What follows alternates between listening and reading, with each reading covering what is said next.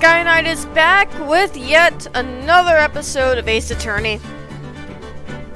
We're leaving off where we left off yesterday when I played this game. We're about to head into the next trial.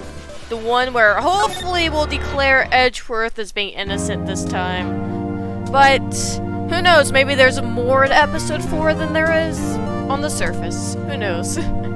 We also discovered that Von Karma has something to play within the murder taking place in this episode.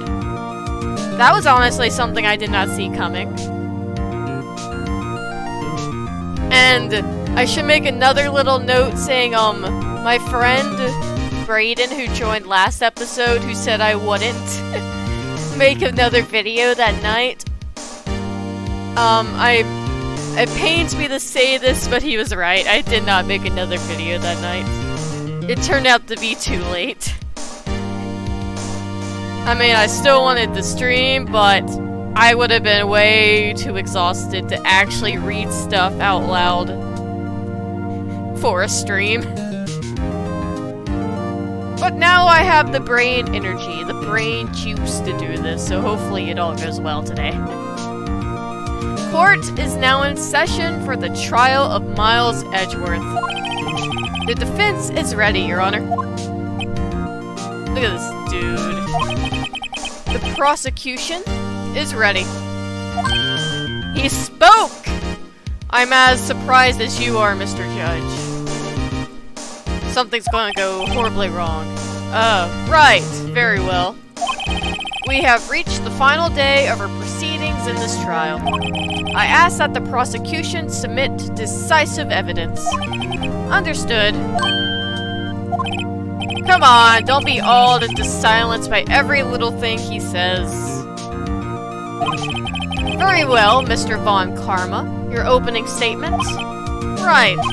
Thanks to Detective Gumshoe's efforts, the boat rental shop caretaker has been arrested. In yesterday's trial, the defense asserted that the caretaker was the murderer. However, the caretaker has yet to confirm this. I would like to ask the defense to cross-examine him as much as necessary. I don't like this. I don't like this. This is suspicious. This is not how you normally act during a trial. Normally, you don't want me to cross-examine, but now you want me to cross-examine? Who are you? You are not Von Karma. What kind of tricks do you have up your sleeve? Very well. Please bring the witness into the courtroom.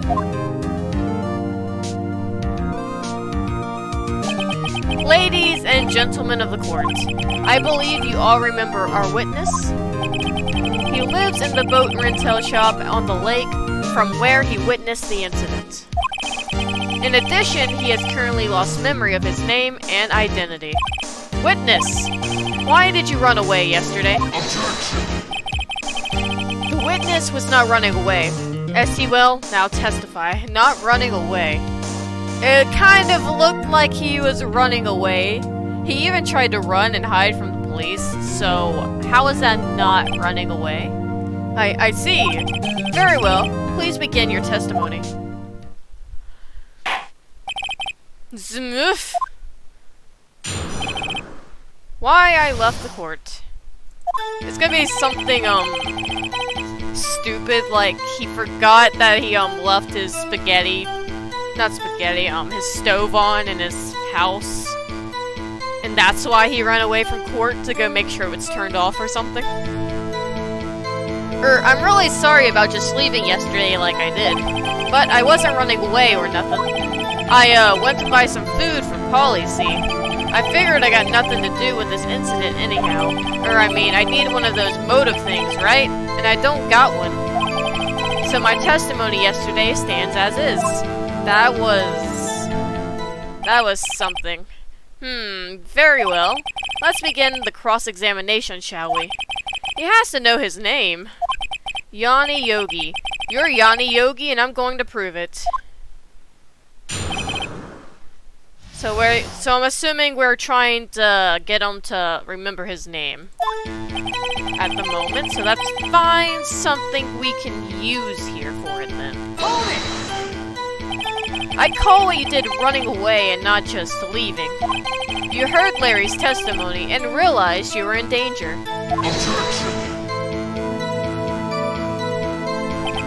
Now, Mr. Wright, there's no need to rush to conclusions. As I said, the witness was not running away. Listen to the testimony. It was a very, sketchy testimony, not gonna lie. He sure seems relaxed. In fact, they both do. Von Karma and Yanni Yogi. Hold it! Then why did you leave? Yep, you're gonna be like, he's gonna continue what he was about to say. He's just about to say why.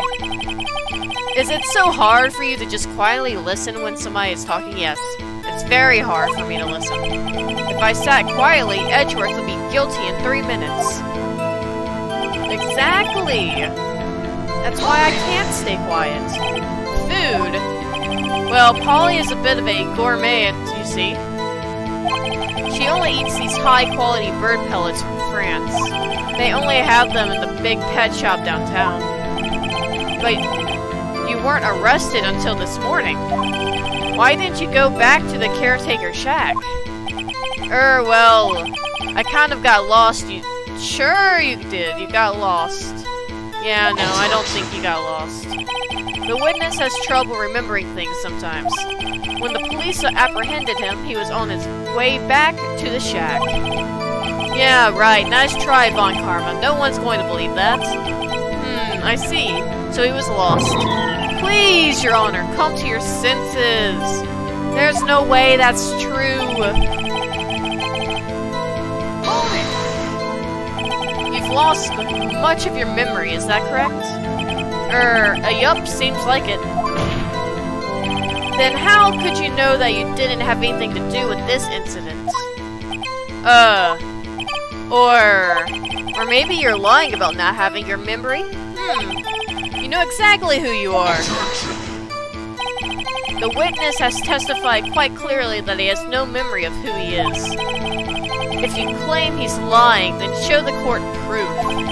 Grrr. How am I supposed to prove what's going on in that old cogger's head? I have evidence. I just want to see what other things he has to say first. That's impossible. I'm glad you come to your senses, Mr. Wright. Very well, witness. Please continue. Let's see what you have to say about the motive thing. How can you say you had no motive? I say you do. You had a grudge against Edgeworth and the victim, Robert Hammond. That's why you took revenge on them, right? Please don't make me repeat myself, Mr. Wright. This witness has no memory of anything beyond several years ago. He can't hold a grudge. It's impossible. I have to prove he's lying about his memory. Otherwise, it's going to be the same thing over and over until the trial ends. Might I say something, Mr. Wright? Uh-oh, that's not good. Yes, Your Honor? You've been saying the same thing now, over and over. You've been calling the witness's memory of the past, or lack thereof, into question. But does that really have anything to do with the current case? Yes, it does. More than you think it does. Of course, Your Honor. The witness has said he has nothing to do with this case, and no motive. Both of these statements are lies. Order! Order! Mr. Wright, there is a serious problem with your claim. Or are you saying you know who this witness is? Oh yeah, I do. And I got proof for you, Your Honor. Of course, Your Honor. Ho ho! Now this is interesting. I would like to know myself, so who is he? Don't play dumb, Von Karma. Mr. Wright, please tell us the witness's name. Oh, I will. It's obviously Gregory Edge. I'm kidding. It's Yanni Yogi, obviously. His name is Yanni Yogi, a former court bailiff. Yogi? That name seems familiar. Probably because of, I don't know, the DL6 incident. Oh! Yanni Yogi from the DL6 incident. That is exactly what I was saying. It figures the judge would have heard of it. It was such a famous case. But what does this mean? It means that this trial is the same one that repeated in the past. Mr. Yogi, if this man is Mr. Yogi, then he has a clear motive. Tisk, tisk, tisk. Jumping to conclusions again, Mr. Wright. This witness is Yanni Yogi? Fascinating! However, how do you propose to prove this to the court? I'll find a way. Somehow. This is a court of law, as you may recall. You need proof. And allow me to repeat once more that the witness has lost his memory. I don't think he has lost his memory. I beg to differ. This is it. I have to do this now. If I can't prove he's Yogi right here, right now, then I've got nowhere else to go. Nick! How are you going to prove it? How can you prove that he's Yanni Yogi? It's okay. It's actually quite simple. Your Honor?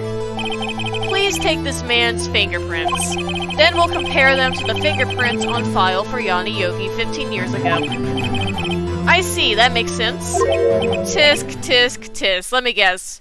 Karma stole the evidence of the fingerprints when he was going through the file the other day. Huh? I'm so very, very sorry, right? Why?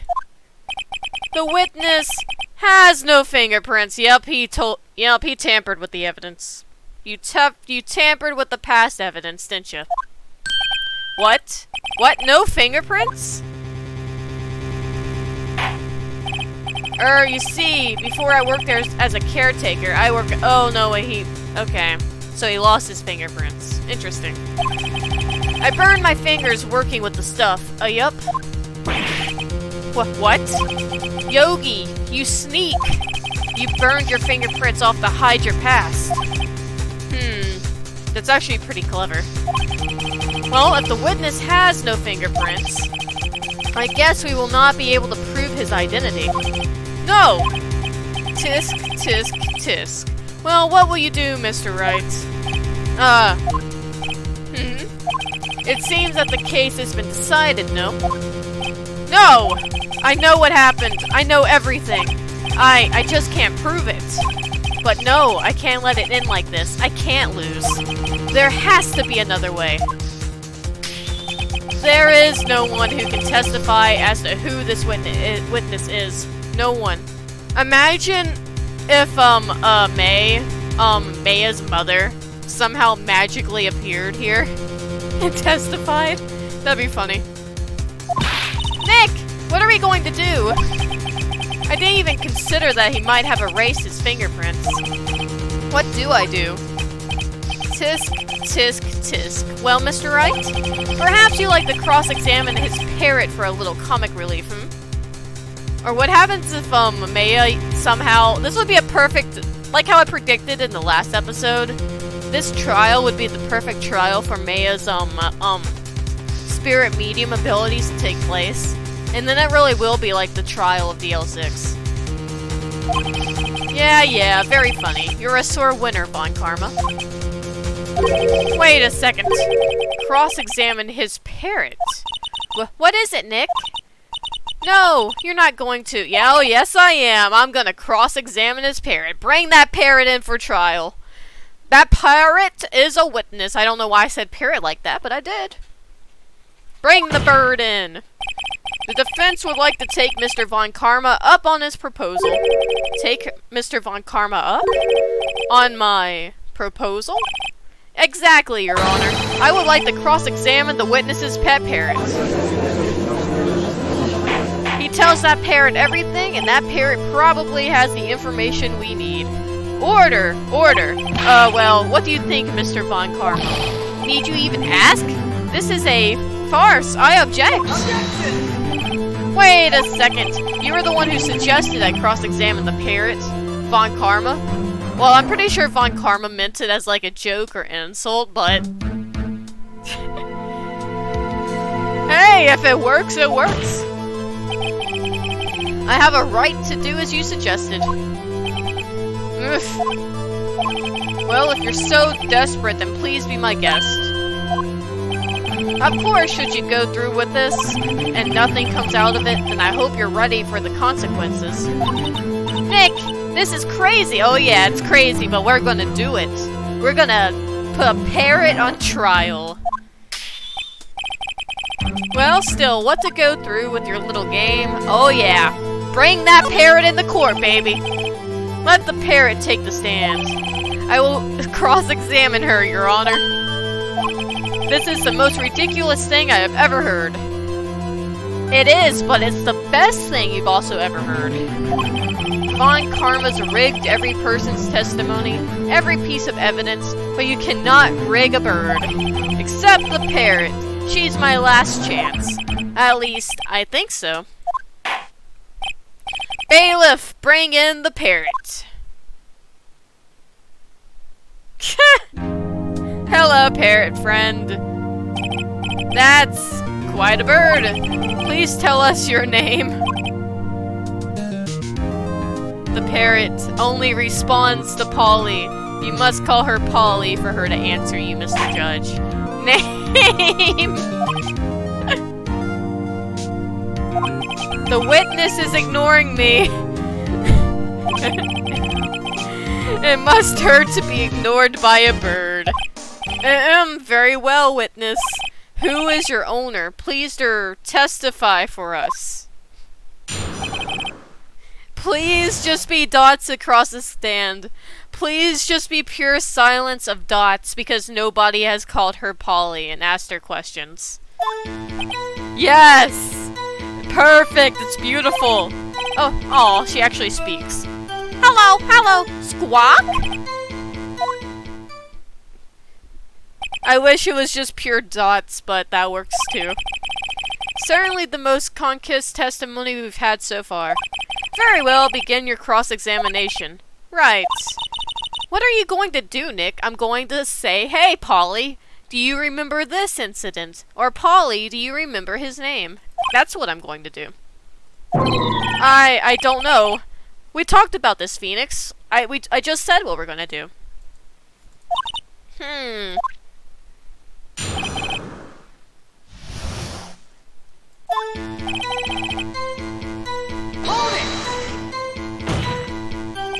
Witness! You can't just say hello and expect to get anywhere. I mean, it's a parrot, Phoenix. Phoenix, it's a parrot. I want you to testify. Maya, you talk to her. Right, what do I say?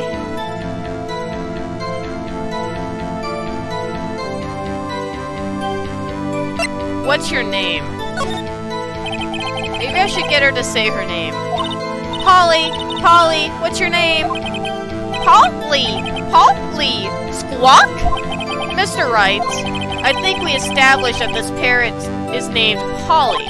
Does that have anything to do with their owner's identity? Of course!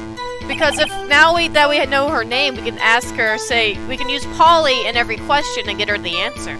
Yes, it does. Ha! Fascinating. You claim that the parrot's name will prove her owner's identity. Then show us this proof. Nick! Don't you think you're taking the bluffing a little too far? Listen, we're not here to answer the question of who is the caretaker. We're here to prove that he is Yogi. All we have to do is tie the name Polly to Yogi.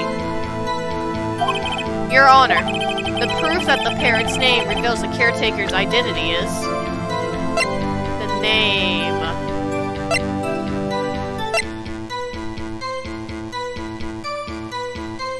Polly.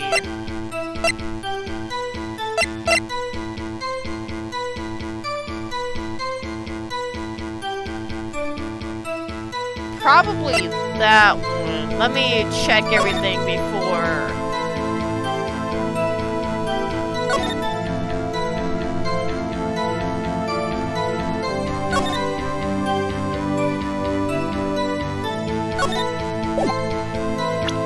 I assume I just give the evidence of the parrot.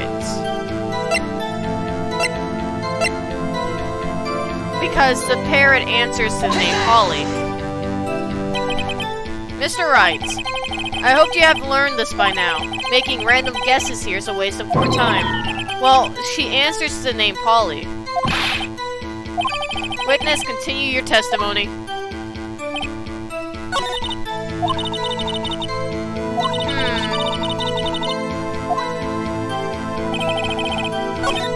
Wait, what does he have to say towards the gods?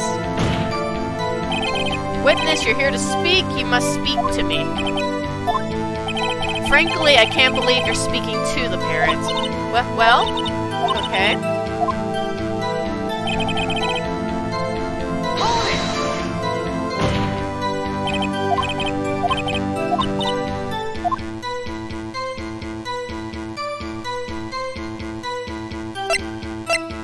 Let's see. I don't think that, well, was the safe number important?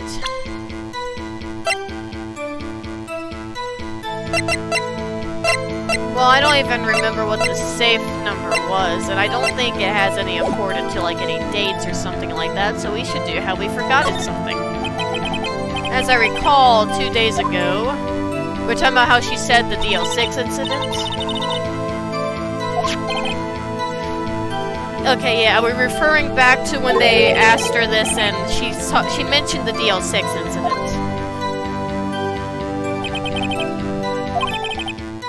That will prove that the caretaker had something to do with DL6. Polly, have we forgotten something? Polly! Oh, there we go. I was afraid that you were not going to answer. Hello, Squawk? That's not what you're supposed to say. Forgot! Something we forgot. Hello, Squawk? Uh-oh, it's not working, Nick. She won't say it. This is ridiculous. Why won't she say it? Oh no, Karma, did you actually tamper with the bird? Tisk, tisk, tisk. Something the matter, Mr. Wright? Wait, don't tell me Von Karma expected this.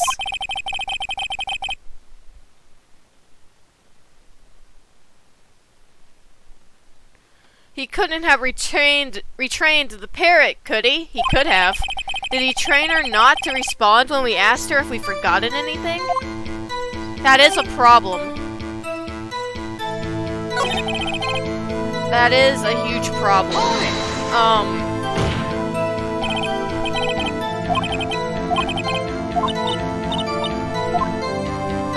Okay, I guess we'll try the safe number. I don't know how the safe number is going to connect to anything, but I guess we'll give that a try.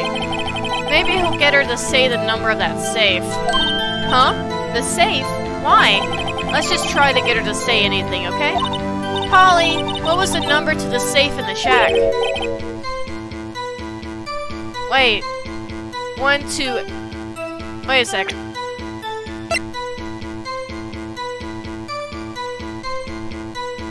Actually, hold on.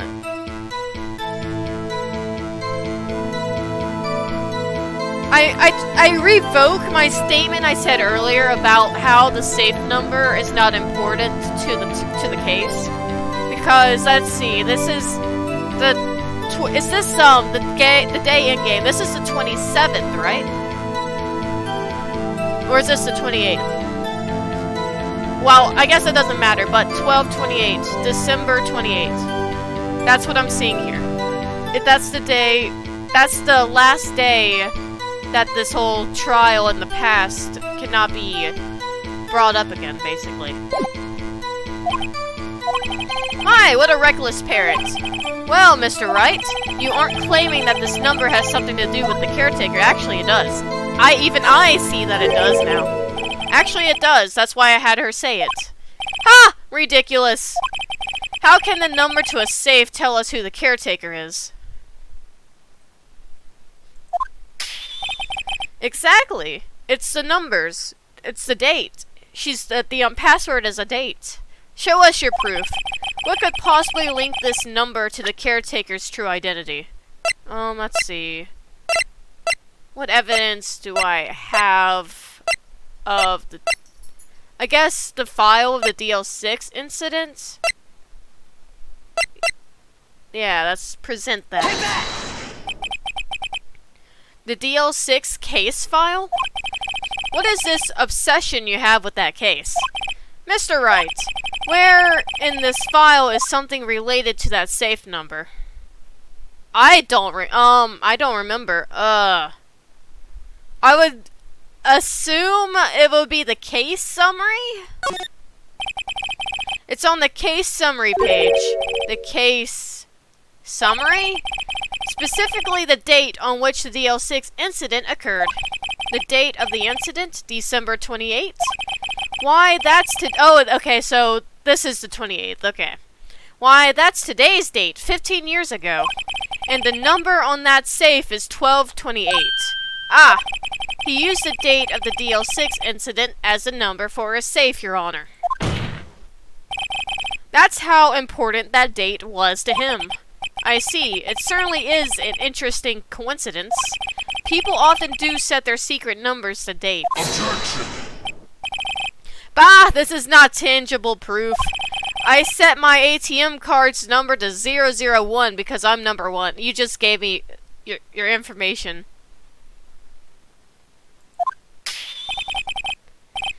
This has nothing to do with the date. Nothing. Indeed. Let's go, use that information on Von Karma now. Go steal everything he has. Alone, it is a little weak for evidence in a murder trial. We would need some other corroborating evidence. Where am I going to find that? Nick! We're getting closer. One more. If we can just get one more piece of evidence. Right, but what? Very well, witness. You may continue.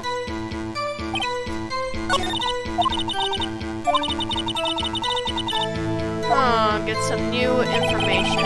Let's see.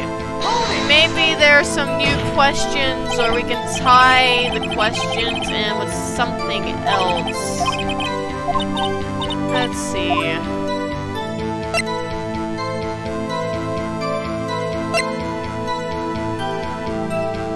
Now let's try the have we forgotten something. Now that we have the safe number. Maybe there'll be something different.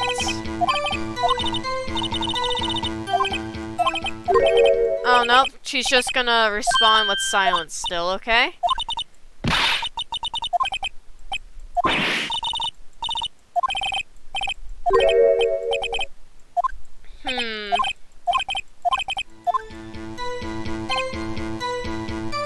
Let's see, is there anything new here now that we got that?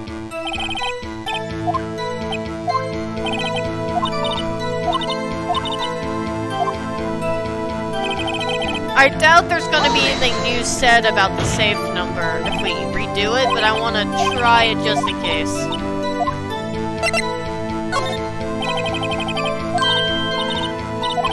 Let's see. Nothing new.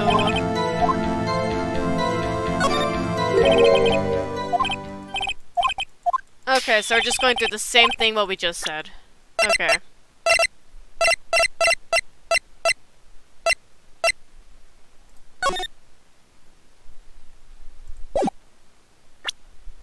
Take that!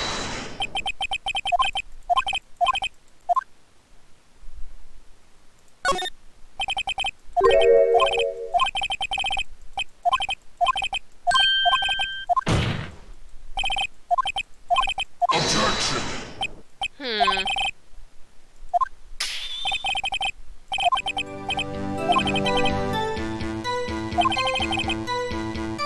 Collaborating evidence.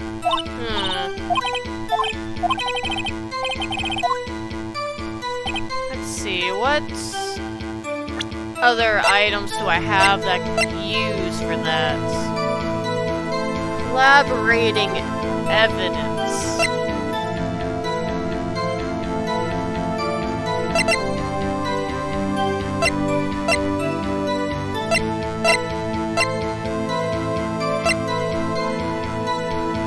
I guess I could use the bullets, right? Since it's also, like, the same thing from that incident. And the, bullet would... Maybe it has the same markings from the pistol that was used to kill, Hamod,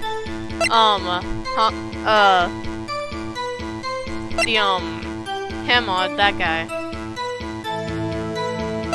What was his name? Yeah, maybe it was this. Maybe it has the same thing for Robert.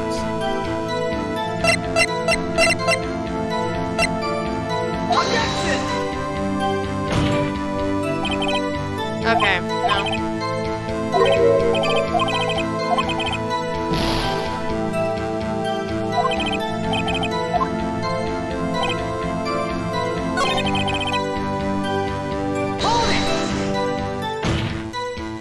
Actually, I want to go back and try a different answer to the safe number thing. Real quick.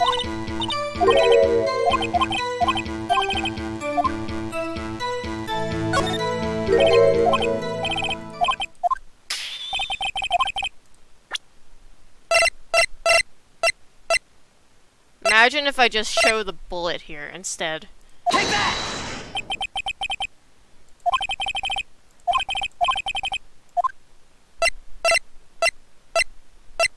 What?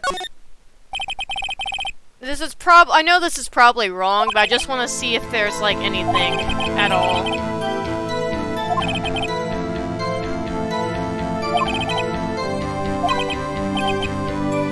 Okay, yeah, I didn't think so. I didn't think so.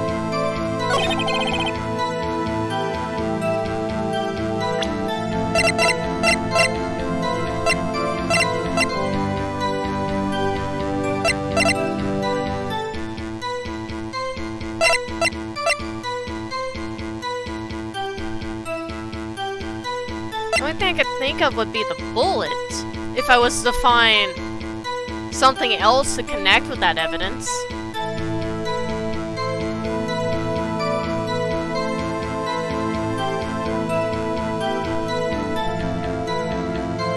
Hold on,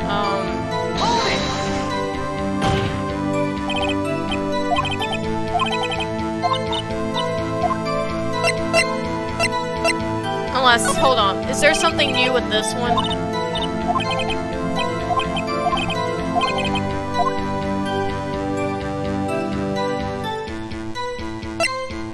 Well, there has to be an answer here somewhere.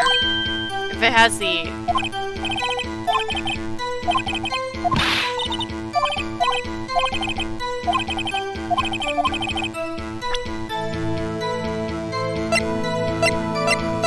Holly.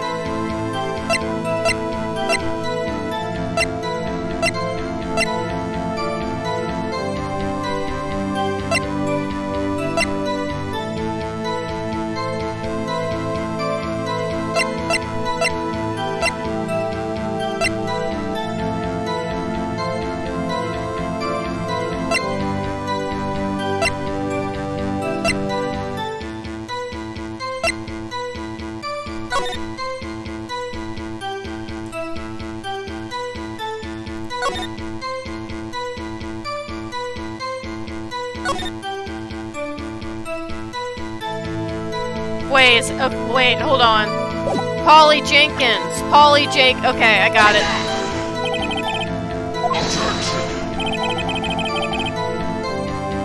Polly Jenkins, I found the evidence. That's quite a large file you have there. Which page is the proof on, then? Show us or stop wasting our time. Very well, Mr. Wright. Please show us the page. Where in this file is the information connected to the parent's name? Let's see, it was, I didn't look at what page it was on. Can I... Wait, can I... Wait. Polly Jenkins. Suspect data.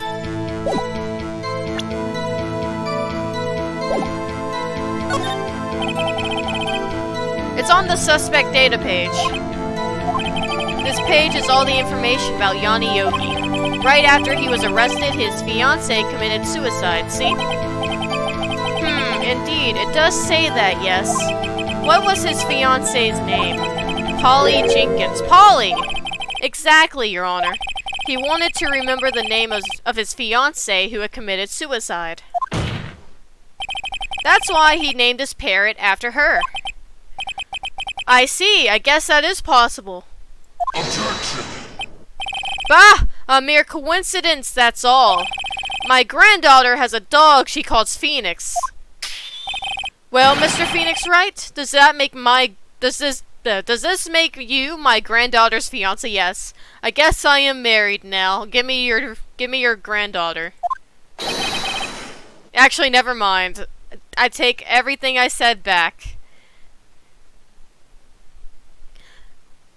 I take every word I say back there. I did not know this. Never mind. She's only 7 years old. That's enough. I think we've reached a conclusion here. This is a mere coincidence, that's all.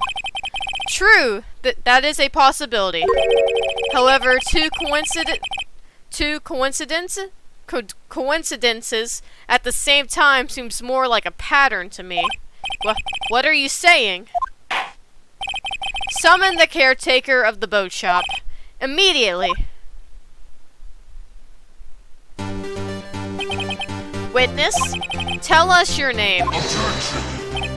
Wait, this witness, he doesn't remember. No, it's okay.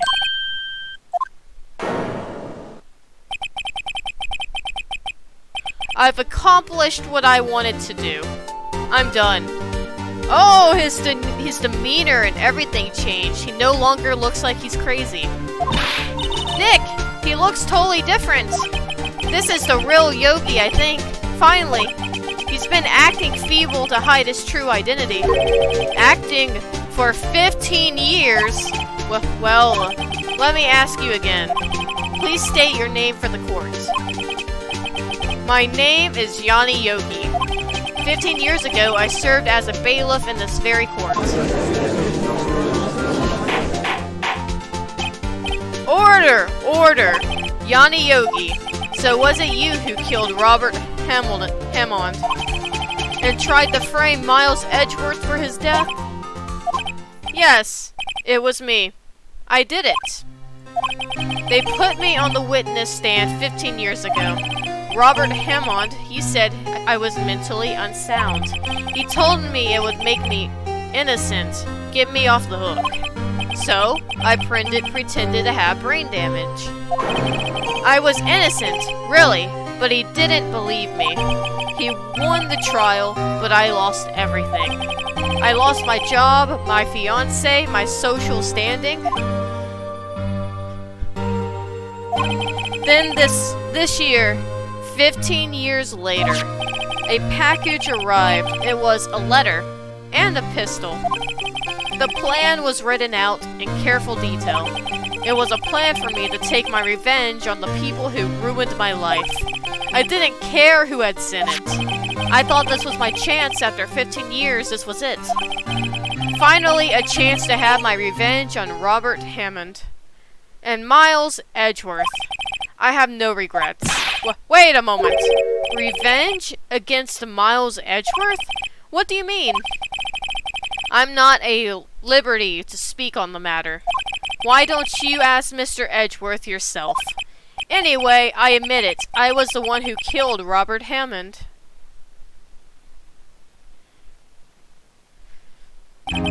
Von Karma, where is Mr. Yogi? Under arrest, Your Honor. I saw no room for error in his confession. Then, the defendant, Miles Edgeworth, is innocent, in this case at least. Very well. Will the defendant please take the stand? There are a few mysteries left unsolved. Still, you are cleared of suspicion for this particular case. So I would like to pass judgment on the murder of Mr. Robert Hammond. Any objections? I don't believe it. Why isn't Von Karma saying anything? Very well. This court finds the defendant, Mr. Miles Edgeworth. He says something now. Okay.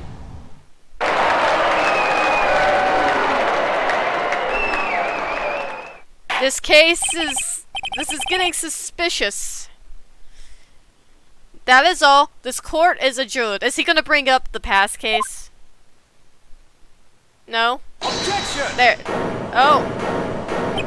Oh no. He didn't say anything because Edgeworth himself is going to say something, isn't he?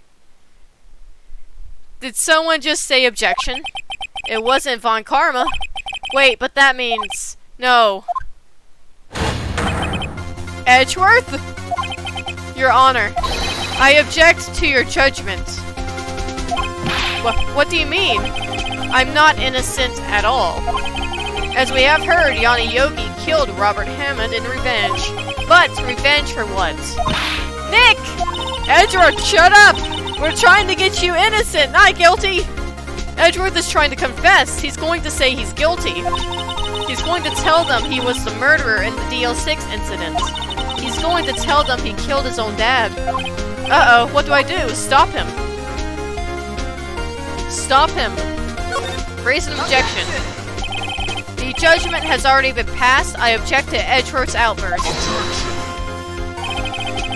Didn't something like this happen yesterday too? I believe a certain witness raised an objection after a guilty verdict was passed. That would be Larry. We must hear this new statement. We must hear Miles Edgeworth. He's right.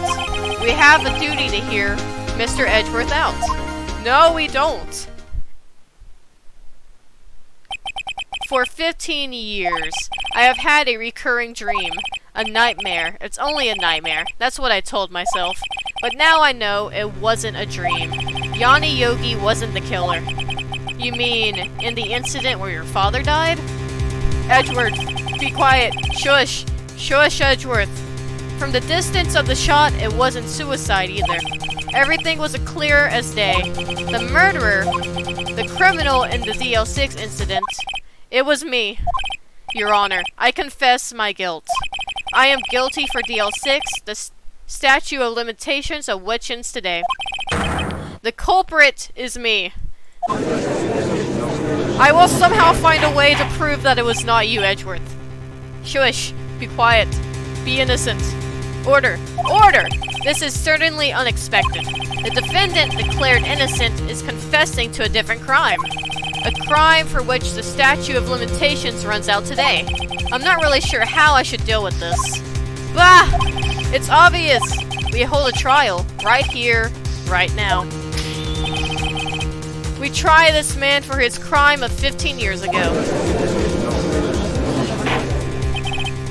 I think it would have to take a 5-minute recess.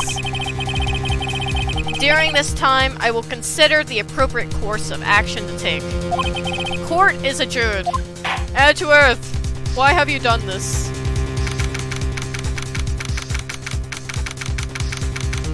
December 28th, 2:24 p.m. District Court, Defendant Lobby number 2. I'm sorry, Wright. I've just wasted all of your effort. Even Gumshoe is upset at you. Mr. Edgeworth, I just don't believe it, sir. I mean, you kill your dad? I didn't want to believe it myself, detective. But it's the truth. I deserve to be punished. No. No. The game wouldn't allow this to happen. The game may even put you on trial for a second time. And that, well, for the DL6 incident. If that's the case, you were not the killer. And there has to be some misunderstanding somewhere here, right? There has to be something here to prove that you're innocent. I even got a bullet from the DL6 incident to prove... Wait a second. It would be very... I don't know why, but I just had... This random thought came to my mind. What happens if Von Karma killed his dad? That would be also another... like, huge plot twist right there. But it's the truth. I deserve to be punished. Murder is murder, no matter what the circumstances. This is crazy. Just crazy.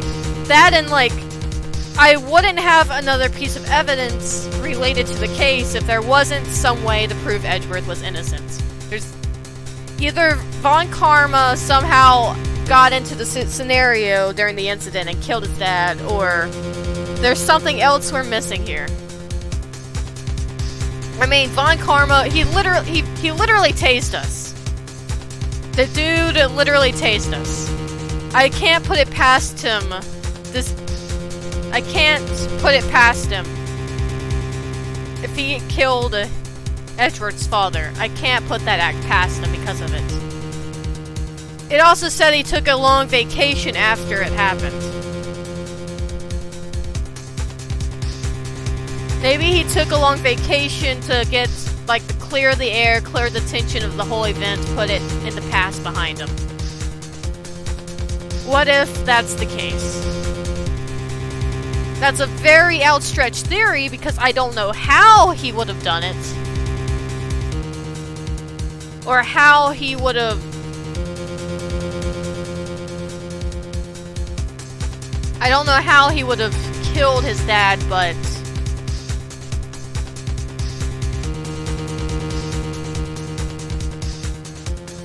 Well, actually... Where's that photo at? I still have that photo. Actually...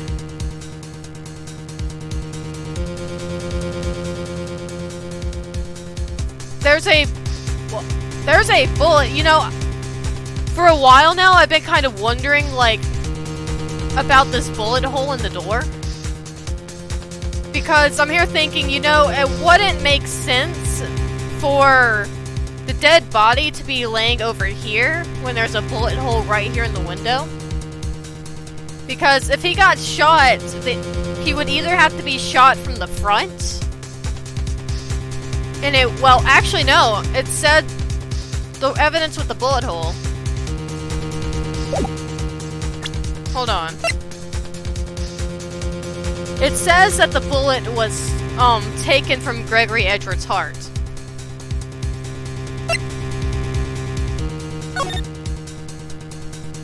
So, if he was shot from the front, the bullet would still have been in the body and wouldn't have been able to go through the window. So, he would have had to have been shot from behind for there to be a bullet hole in the glass window. Which means he was shot by somebody outside the elevator.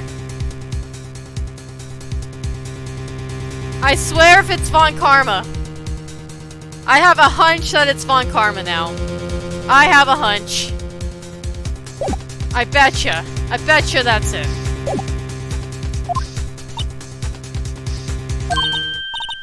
Nick, what are you doing?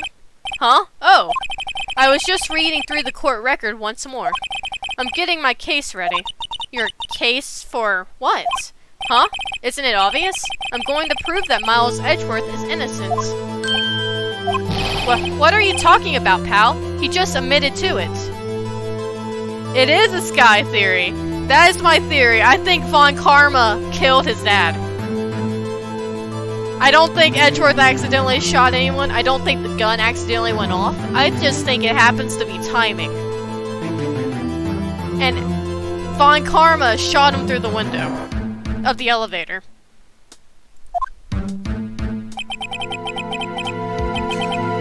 He confessed that he did it in court. I'm sorry, Edgeworth, but I don't believe your nightmare. What? It's just a dream. It's not real. The truth is right here in this court record. In any case, tighten your belts. The real fight is just beginning. I'll prove you're innocent. Trust me. Right.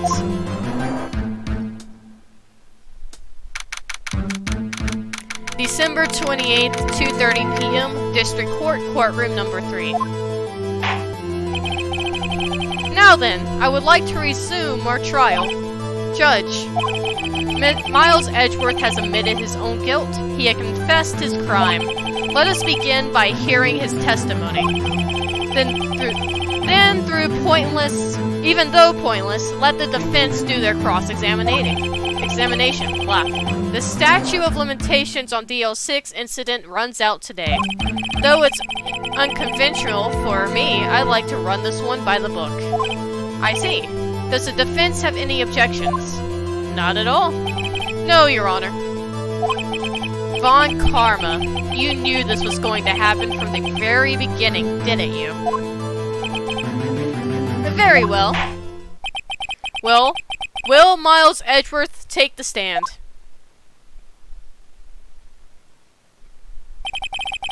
Will the witness state his name and profession?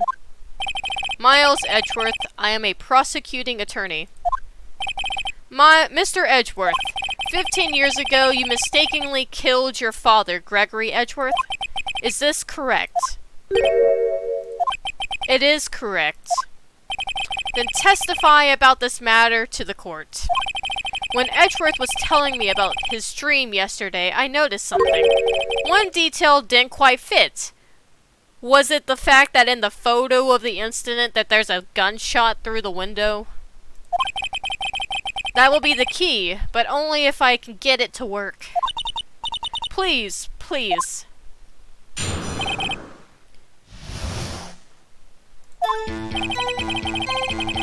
That day, I had gone to the courtroom to observe one of my father's trials. As we went to leave, an earthquake struck, trapping us in the elevator. My father and Mr. Yogi lost their composure and began to argue. Just then, something heavy fell at my feet.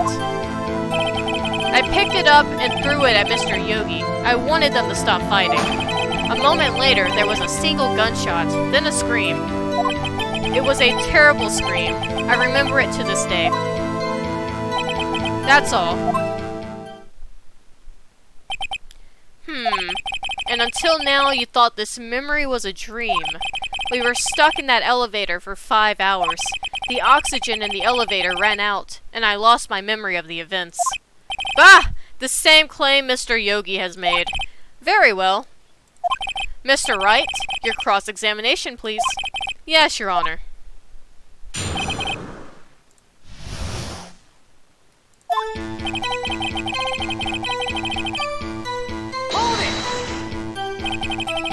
What was the trial your father was involved in on that day? I don't remember things very clearly. Only 2 things. I know my father lost, and Mr. Von Karma was the prosecuting attorney. It all connects to Von Karma. Mr. Von Karma, you were handling that case? It was 15 years ago. I don't remember the details. That was when Edgeworth pointed out the problem in Von Karma's evidence. You know? It also kind of makes sense now why Von Karma would take Edgeworth under his arm. After, kind of like, if Von Karma did do the murder. If he takes some Edgeworth under his arm to teach him, he would also be keeping an eye out on the one witness of the events that could possibly, potentially, get him in trouble and arrested.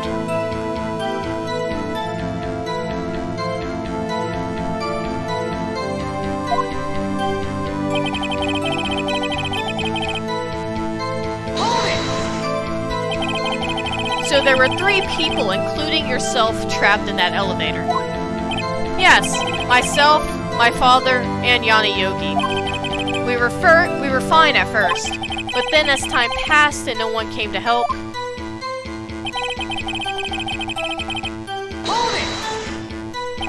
What did you do then? I was a 9-year-old boy at the time. What could I do? I was scared, trembling in the corner. But then...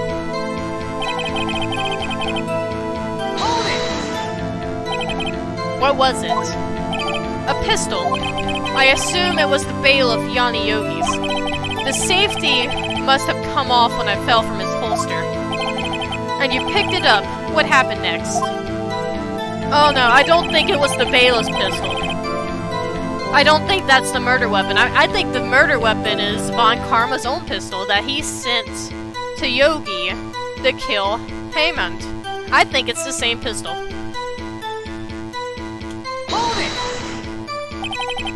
Did you know it was a pistol when you threw it? I think I knew. I knew it was dangerous. But the air was getting so thick, I panicked. So you're saying that you threw the pistol at Mr. Yogi. I was in a daze.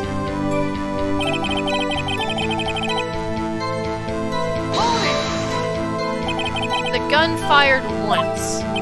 Yes. I think after I threw it, I lost consciousness.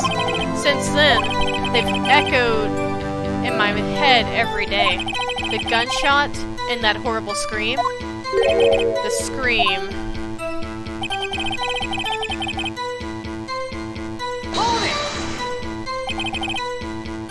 To this day. Yes, I can practically hear it now. I doubt I will ever forget that scream as long as I live. There it is. One part of the testimony clearly contradicts the evidence. But I don't know what it means.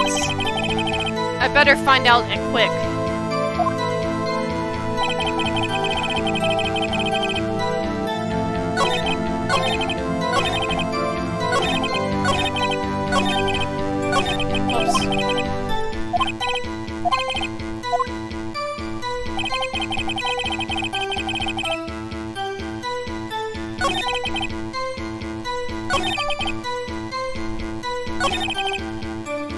It's the scream. The scream doesn't make sense.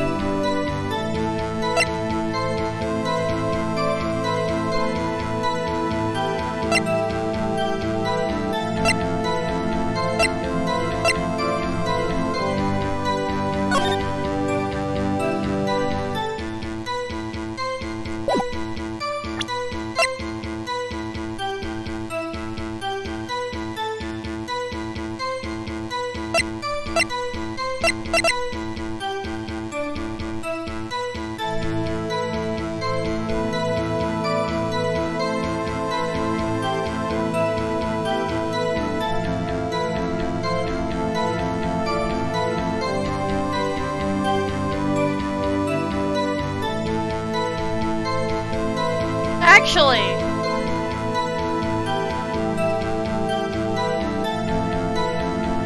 oh no, you say picked it up, so.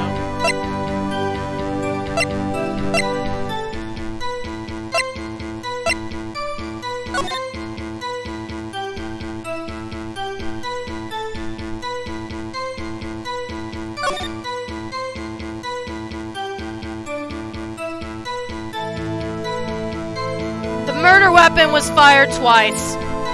Hold on.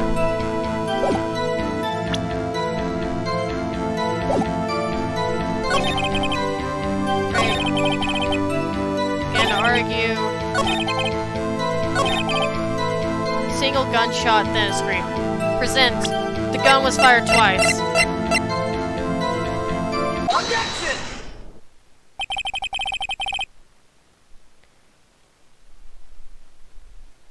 That's what I was thinking at first, that maybe, like, you know how it has Edgeworth's fingerprints? What if it's, like, the fingerprints of him as a child when it was the gun he threw? That would be something, but that was already cleared in the first trial when he picked up the gun. And then, I found it, though. The, evidence from the L6 incident, it says the gun was fired twice, and Edgeworth claims that he heard one single gunshot. Are you sure you only heard one gunshot? Yes, I'm sure of that. I heard the shot and the scream. Then everything faded. I was unconscious until the rescuers came. I see. No, Your Honor. Unfortunately, you don't. Look at this file one more time. This plainly contradicts the witness's testimony. You do enjoy dragging out that file, don't you? I don't accept this evidence, unless you can tell us what page it's on. It was on the, hold on. Good thing I could bring this back up. What page was that on?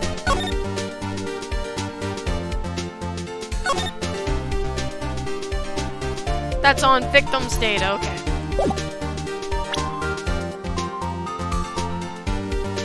Victim data. Look at the victim data in this file. It says it quite plainly. The murder weapon was fired twice. That is interesting. Miles Edgeworth only heard one gunshot, yet the murder weapon was fired twice. The first shot was the accidental firing when the pistol was thrown.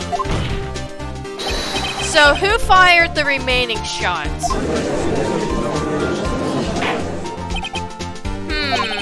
Was there perhaps another shooter who fired that second shot? Your Honor, as I'm sure you're aware, this incident occurred 15 years ago. The evidence is dated. The pistol did fire twice. However, we do not know when that second shot was fired. It might have been fired the day before the incident. There is no proof that the second shot had anything to do with this incident. What? I see. You do have a point, Mr. Wright. The murder weapon was fired twice, as we have heard. One of those shots was fired by the defendant, a boy at the time. Do you have any proof that the other shot fired had something to do with that case?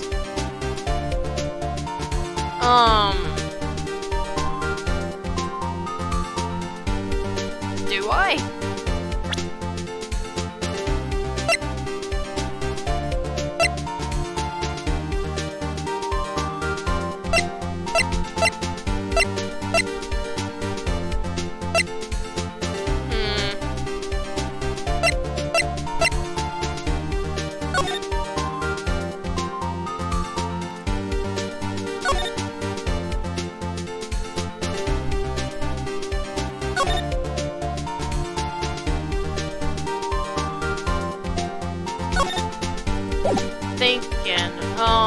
Wait, where was this retrieved again? Okay, that was taken from Edgeworth's heart.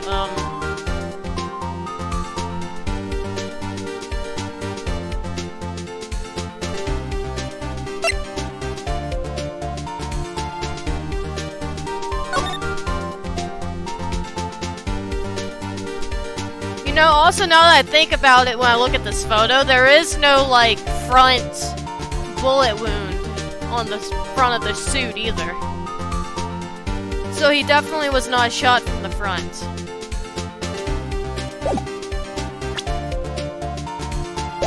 You know what? Yeah, I do. Your Honor, I think I will be able to show you proof. What? Impossible! Now, Mr. Von Karma, save your surprise for after you've seen the evidence.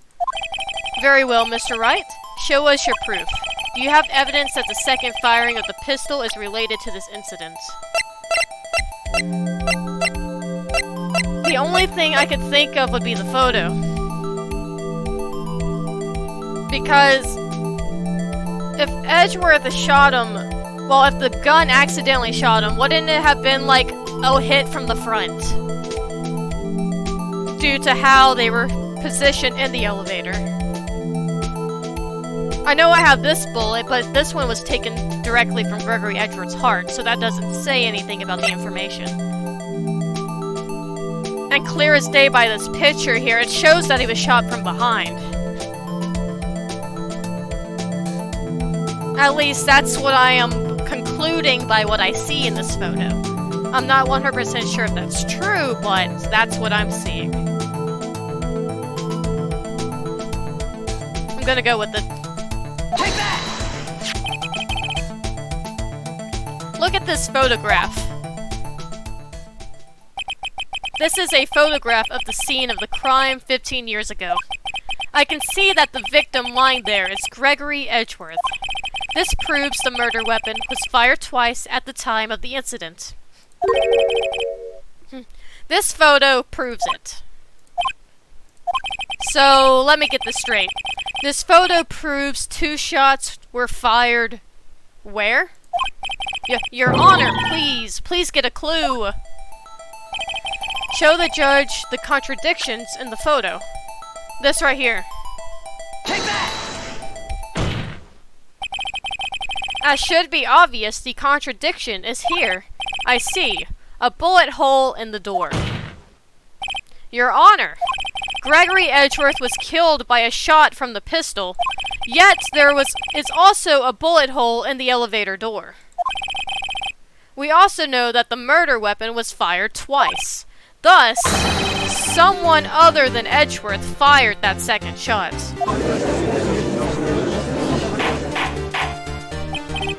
Order! Order! Mr. Wright, what are you driving at? It's simple, Your Honor. At the time of the incident, 2 shots were fired. One went into Gregory Edgeworth's heart. The other hit the elevator door. Remember that the defendant lost consciousness after the shot he fired rang out. In conclusion, we must agree that the second shot was fired by someone else.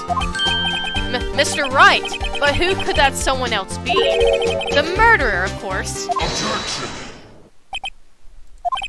I knew I should have stepped in before you wild fantasies got out of hand. Mr. Wright, look once more at the DL6 incident case file. Look closely. Try the case summary page. The case summary, that's on page 1. Look what is written there. Not a single clue was found on the scene. If the pistol had indeed been fired 2 times, then the other bullet would have been discovered on the scene. He does have a point. That second bullet has never been found. Why? Probably because he was shot from behind. The gun Edgeworth had didn't actually go off. But I don't know.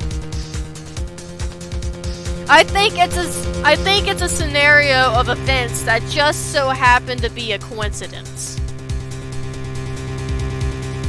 He had to be shot by somebody who was not in the elevator. So it could be a case of like what happened during the other trial with trying to figure out who killed Hamad. And specifically also since in the instructions it said miss to shoot at the water twice, miss Edgeworth completely, and then jump off into the water. Who's to say that type of planning wasn't already done by the murderer of the DL6 incident? They shot once and missed. Shot twice, hit the victim. Do y'all see what I'm putting down? I hope I'm saying things correctly.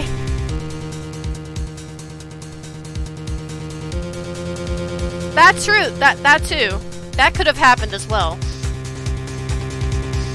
That is true. That is something that could have happened. Because the second bullet does not exist. The bullet that claimed Gregory Edgeworth's life was the one fired by his own son. That is the truth of this matter. The whole truth. It was undoubtedly something else that made that bullet hole in the door. Order! I will have order. I bet we should compare the bullet that has the same ballistic marking still to the gun that was used in this trial, the past trial. I bet you it's the same gun. I bet it's the exact same gun that Von Karma mailed to the dude in the boat shack. I bet it's the same gun. Mr. Wright has proven one thing to us quite clearly, that the murder weapon was fired twice at the time of the incident. However, as Mr. Von Karma says, the second bullet fired was not found. It is highly unlikely that the police merely overlooked the second bullet. So all we have is a single bullet fired that I happen to have in my pocket. I'm afraid I have to discount the defense's claim. Tisk, tisk, tisk. I praise the judge for his wisdom in this matter. Gah! How did this happen? I don't believe that the second bullet didn't exist. Was I wrong? No, I bet you weren't wrong. Have I been wrong about this whole incident? No, you are not wrong about this whole incident. There is something really fishy here. What are you doing, Nick? Why aren't you raising an objection? I'm sorry, Maya. What? It looks like I was wrong. Don't say those words, Phoenix. Nick! If the second bullet wasn't there, then all my conjectures are for nothing. No. But you said you'd do it, Nick. You said you'd get Edgeworth declared innocent. I'm sorry. It's just, when I saw the photograph, I thought the 2 shots had been fired. I was so certain of it. I thought I won. I thought there was another person, someone else who fired the killing shot. Somebody could have shot him outside the elevator. I'm telling you, he was shot from behind. But now, I was wrong to think it could be that simple. This case has stood unsolved for 15 years. Nick. Well, it seems that we have finally cleared up this incident. Only 1 bullet was found at the scene of the crime. That shot was fired by Miles Edgeworth. Precisely. There's also the scenario of the first shot was fired. The murderer knew where the bullet went, so he somehow cleaned up the evidence. He tampered with the evidence. He cleaned up the evidence he left behind and left the one that mattered. It could also be that sort of scenario.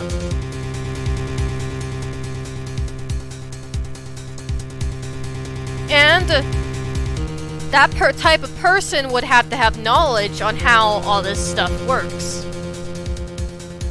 If that was the case. I would like to ask one thing of Miles Edgeworth before passing my verdict. Have you been paying attention to the trial so far? Yes, Your Honor. Do you have any objections? No. No, I do not. So you killed your father, though that was not your intention. Yes, I did. Oh no. He's accepted the guilt. Very well. The statute of limitations on the murder of Gregory Edgeworth runs out today. Therefore, I must pronounce a verdict on the defendant today, right here. Right now. Indeed. Does anyone have any objections? I've been here before. It's just like my first day in court. There are so many things I know I should be saying, but my mind's gone blank. I can't find the words. Mr. Wright? I have an objection. Say it, Mr. Wright. Objection! Say it. Your Honor. I object. Tisk, tisk, tisk. Mr. Wright, on what grounds do you object, Oof. Nick, I don't know. His case is perfect. His case is also perfect because he was probably the actual murderer in the DL6 incident, so he knows everything and what to do. And that's also probably why it's perfect. Oh no. Bruh! It must exist. The second bullet. What? What did you just say? Nothing. The second bullet must exist. But where? Aha! Someone took it. It seems waiting is not going to produce us any answers from Mr. Wright. Wait, Your Honor. The second bullet. It existed. What? But we just heard proof that it did not exist. I realize that, Your Honor. I'm really grasping here. It's just someone took it from the scene of the crime. That's what happened. But who? The murderer. The murderer? Then tell us just who is this murderer? I'm still thinking about that one. So the criminal took the second bullet. But why? Huh? First of all, how would they have found it? Because they didn't actually shoot inside the elevator and they probably found something they could fire it at and easily retrieve it from. It's not easy to find a stray bullet, Mr. Wright. Unless you shoot on purpose at something. Was there some pressing need for the murderer to search for that bullet? The murderer had to find it. Of course, there was a need. That's why they took it. Bah! What possible reason could they have had? Well, the reason the murderer took the bullet away from the scene with them is...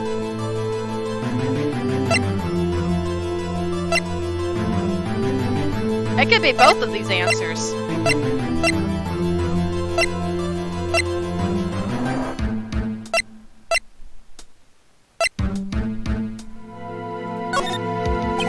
Or maybe they thought that the bullet would be used as proof?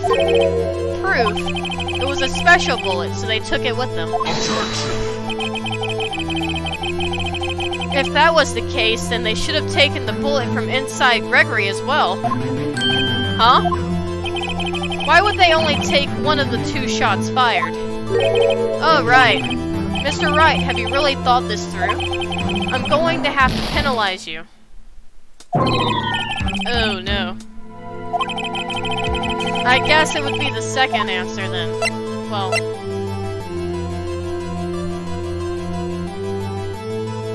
Yeah, obviously they had to find it. I mean, that's the option I chose. Apparently that wasn't the correct option.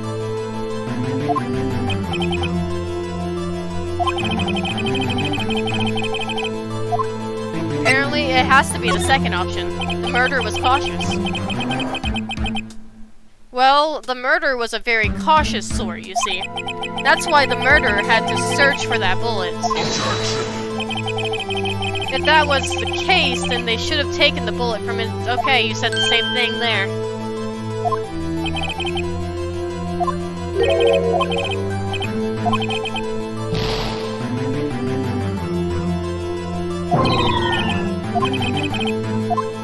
So the murderer didn't need it then.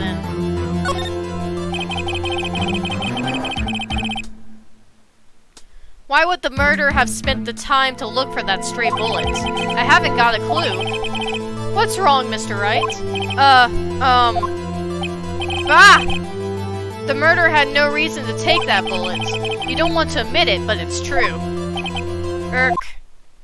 Had to take it.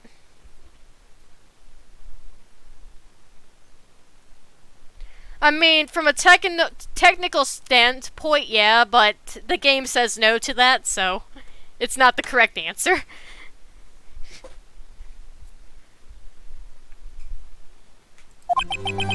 Had to take it. The murder. What does that mean? You know, game logic, so. You're thinking too normal. Think crazy. Don't think why the bullet was taken. Think why the bullet had to be taken. Mr. Wright. Yes, Your Honor?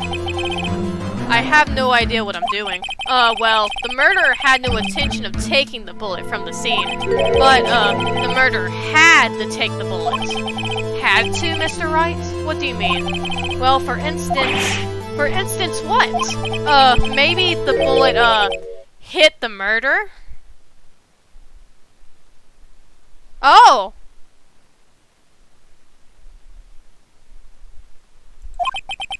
The bullet hit the murderer. Just saying, for instance, I mean, if it hit you, you would have to take it with you, wouldn't you? It's not like you could perform surgery right there, you know? Wait a second. I was just talking off the top of my head, but what if that's really what happened? Let me get this straight. So at the time of the murder, the murderer himself was shot, and they left with the second bullet still inside of them. Oh wait, hold on. Pause the game. Pause the game. That explains the scream. That actually explains the loud scream. Because I was thinking this from the beginning about the scream that Edgeworth was telling us about. Because if his dad got shot directly in the heart, he would be instantly dead. There is no time for a scream unless someone somehow witnessed him get shot. But if the bullet hit somebody else and it wasn't a deadly shot, there would be a scream.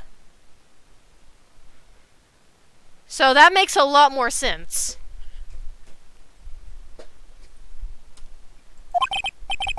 Yes, I guess that's how it would work, yes.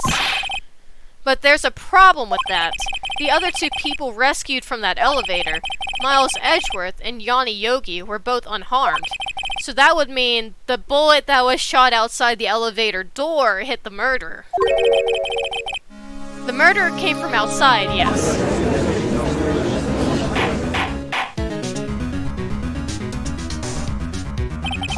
The two men fight inside the elevator. Trying to stop them, the boy picks up the pistol at his feet and throws it. The pistol discharges and the bullet goes through the elevator door and hits the murderer outside. The boy loses consciousness. Then the murderer opens the elevator door and sees the men inside.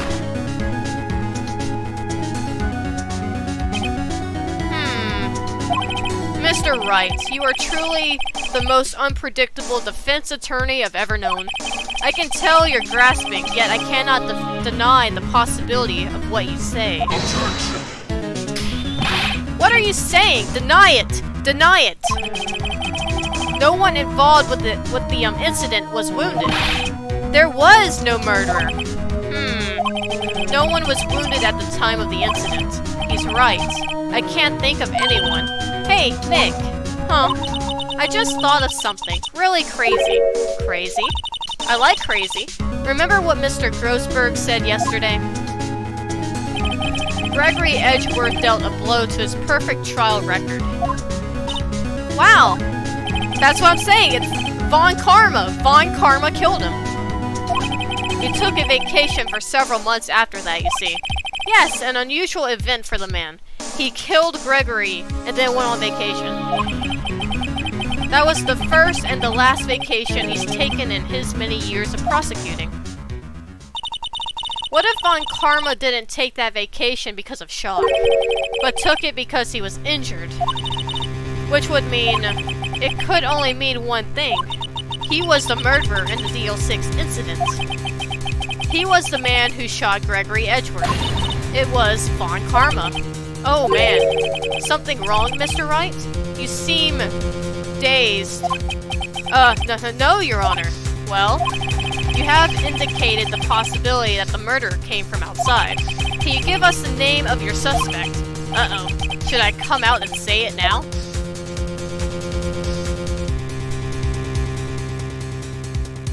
Say it now. Your Honor, there is a suspect. One lone suspect. Well, this is certainly interesting news. Very well, Mr. Wright. Who is your suspect? My hands are shaking. What? Von Karma. Von Karma? Look at that smirk. He's smirking. You mean the Von Karma? The prosecutor? The one standing right over there? Bah! You, don't object? I see no need of your why honor this is ridiculous outburst with my objection. Because you took a vacation for several months starting the day after the incident. Yet you pride yourself on a perfect record. Why would you take such a long vacation without any reason? So you're claiming that I took a vacation to heal my injury from the incident. Fascinating! Prove it. I would have needed surgery, no? Where did I go under the knife at, Mr. Wright? Bring the doctor that operated on me. Have him testify. Nick! Let's find out who his doctor is. It's no use. Edgeworth. I know Von Karma, perhaps too well. He's perfect. He wouldn't leave clues. He probably didn't undergo surgery. That would leave a doctor as a witness. You're right, he probably performed surgery on himself, honestly. Grr, nobody's that perfect. So what, Nick? Did Von Karma pull the bullet out by himself? That's insane, unless... I don't know. No, he couldn't have. You can't just pull bullets out of yourself. Wait, what does that mean? That bullet has to be somewhere, but where? Tisk, tisk, tisk. Well, Mr. Wright, can you produce evidence to prove that I was shot?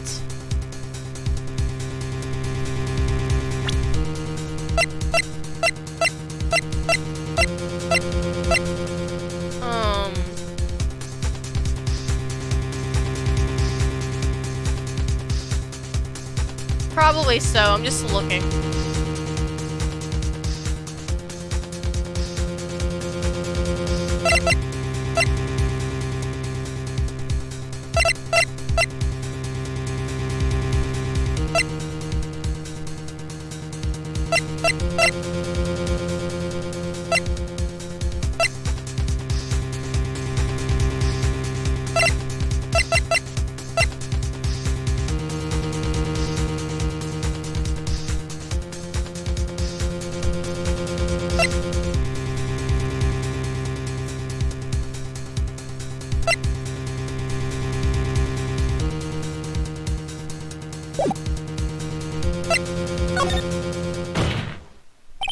Alright, Von Karma, I'll prove it. I'll even use evidence. I know how you like it so much. What? The evidence that proves Von Karma was shot is... actually don't know.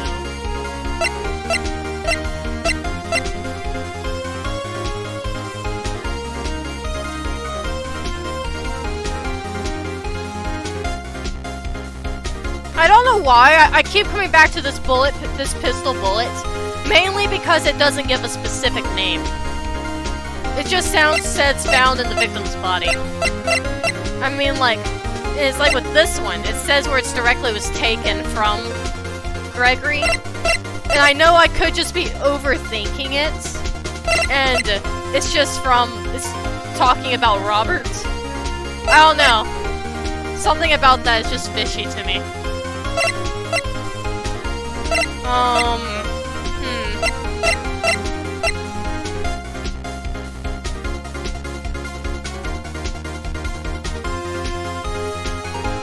But at the same time, I don't have a lot. I don't want to lose this trial.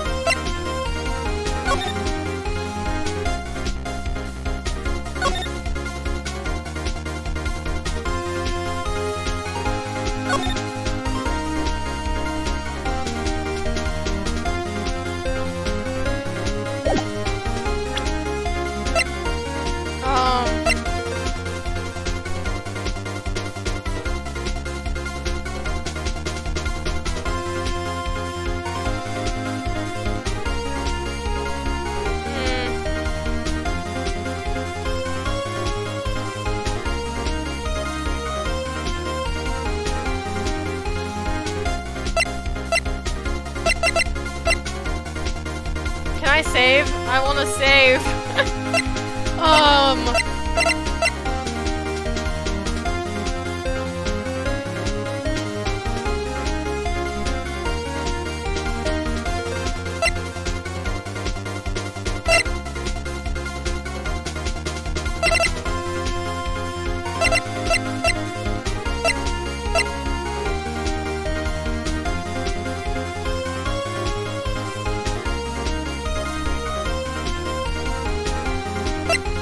Could also maybe be the photo,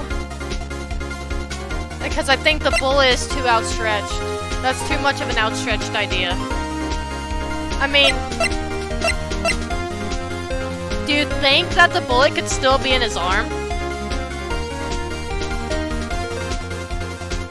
Take that!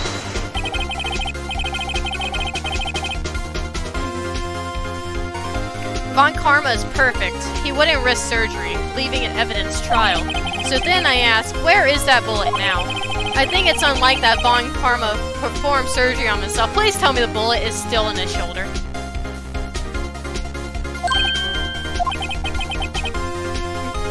You don't mean. I do. There is a possibility that the bullet is still inside Von Karma.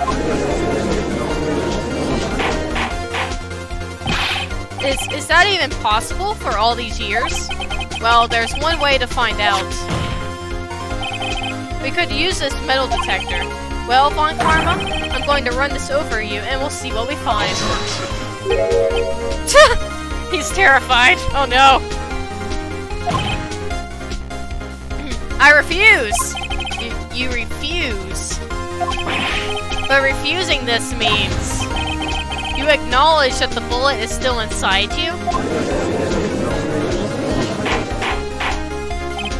Order! Order! Order! Your Honor, the defense requests that we be allowed to use the metal detector. Judge, I call for a suspicion of this trial.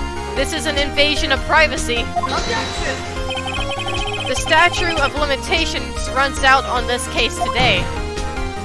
It was you who said we had to end it right here, right now. Yeah, the refusal does say everything. It's 100% still in his body. Enough! I permit the use of the metal detector. Mr. Von Karma, you will submit yourself to testing. Nick, what does this mean? I don't know, but we have to give it a shot.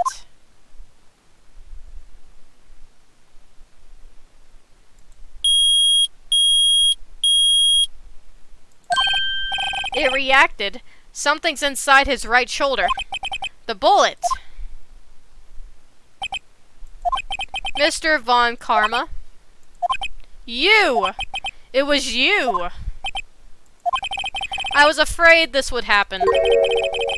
And so, I remained silent. Indeed, there is a bullet in my shoulder. However, it has nothing to do with this incident. What? I was shot in the shoulder long before the DL6 incident. I claim that the bullet in my shoulder has no relation to DL6. But, Mr. Von Karma, can you prove that? Prove? I have no obligation to prove anything. It is Mr. Wright who must prove something here. Not I. Mr. Wright? Well, can you prove it? Can you prove that the bullet in Von Karma's shoulder was from DL6? Of course he can't. Actually, I can. Have the bullet removed from his shoulder. Have it tested for the engravings in the bullets. We have the gun. We can figure it out. You don't have any of the DL6 evidence. That's because you took it out. Actually, I do have evidence from the DL6 evidence. That's because you took it out of the records room yesterday. With no proof, you cannot convict me of any crime. Actually, I do have proof. So sorry, Mr. Wright. I have proof. No, I'm the one who's sorry, Mr. Von Karma. What? You were close. One day away from freedom. But you see, I have proof. What? Who would have thought you would dig your own grave trying to convict Edgeworth? I can thank that bullet in your shoulder to thank the DL6 incident. And here's my final proof, because I have this bullet from the DL6 incident. Take that! That's a bullet. Where did you get that? This is the bullet used in the DL6 incident. This was taken from the heart of the victim, Mr. Gregory Edgeworth. The bullet is preserved quite nicely with all the ballistic markings intact. Ballistic markings. You may recall the term. It came up in the first trial 2 days ago. ballistic markings are the fingerprints of a weapon. All bullets fired from a gun are marked with that weapon's unique pattern. By examining the markings, you can tell which weapon fired the bullet. It's quite accurate. We have 2 bullets in our possession. One, the bullet was removed from Gregory Edgeworth's heart. The other, Mr. Von Karma, is the bullet buried in your shoulder. We could analyze both bullets. Then if the markings matched, we would know that both bullets had been fired from the same gun. The very same pistol, in other words, the murder weapon that killed Gregory Edgeworth. Moof! Mr. Von Karma, you will let us remove the bullet from your shoulder, then we'll compare the ballistic markings to those on this bullet. And solve this case once and for all. Well, Mr. Von Karma? Oop.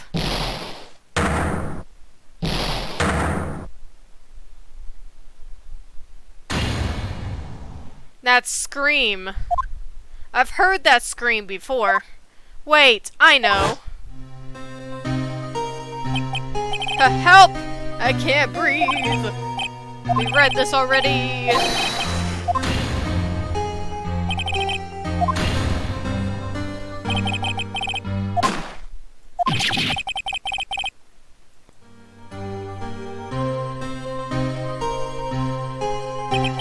It's that scream I heard in the elevator 15 years ago.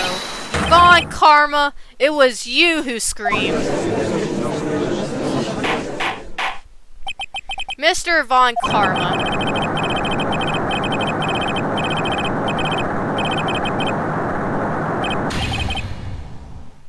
So, it was you. He is losing it. Oh boy, okay. Oh, you and your father are my curse. Your father shamed me with a penalty on my record. And you left a scar on my shoulder that would never fade.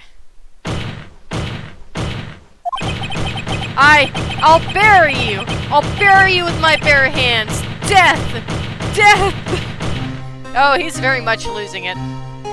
15 years earlier. Chief Prosecutor, I am sorry. Von Karma, it's not like you to make this kind of error. I never would have thought that Edgeworth would be the one to catch you. I was careless. I'm sorry, but you have to be penalized. I've covered for you in the past, but not this time. Edgeworth! It was a shock like none I've had ever known. Me? Penalized? It took hours for me to regain my composure. Suddenly, I found myself in the darkness. I was in the court records room. I must have wandered in there without thinking where I was going. The room was pitch black. The lights must have gone out. I went out into the hall and felt my way to the elevator. I pressed the button, but nothing happened. Then, there was a noise. I was in pain. A horrible, burning pain in my shoulder. Just then, the lights came back on. The elevator door opened before my eyes. I saw 3 people inside, all lying unconscious from oxygen deprivation. Much to my surprise, a pistol lay at my feet. I knew then it was destiny.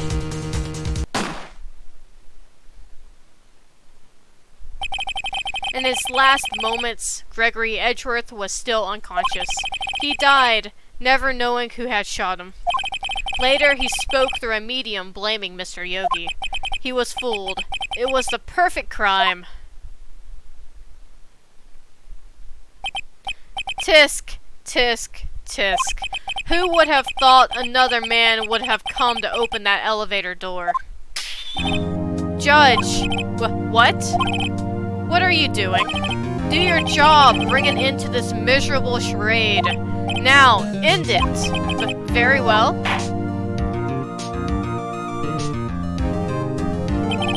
It appears that we have come a very long way to the end of this maze. 15 years later, Mr. Miles Edgeworth, yes, Your Honor, you were innocent. You are innocent. As you said, it was all a nightmare. Yes, Your Honor. This court finds the defendant, Mr. Miles Edgeworth, not guilty.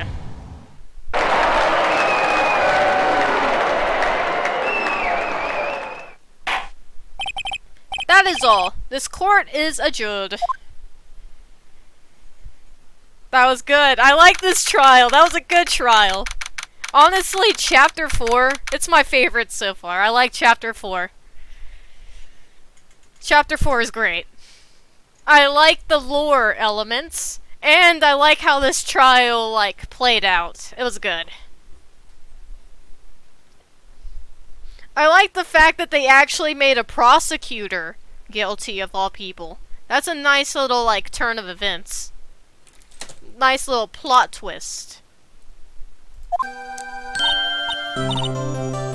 I am going to open my water and take a sip real quick.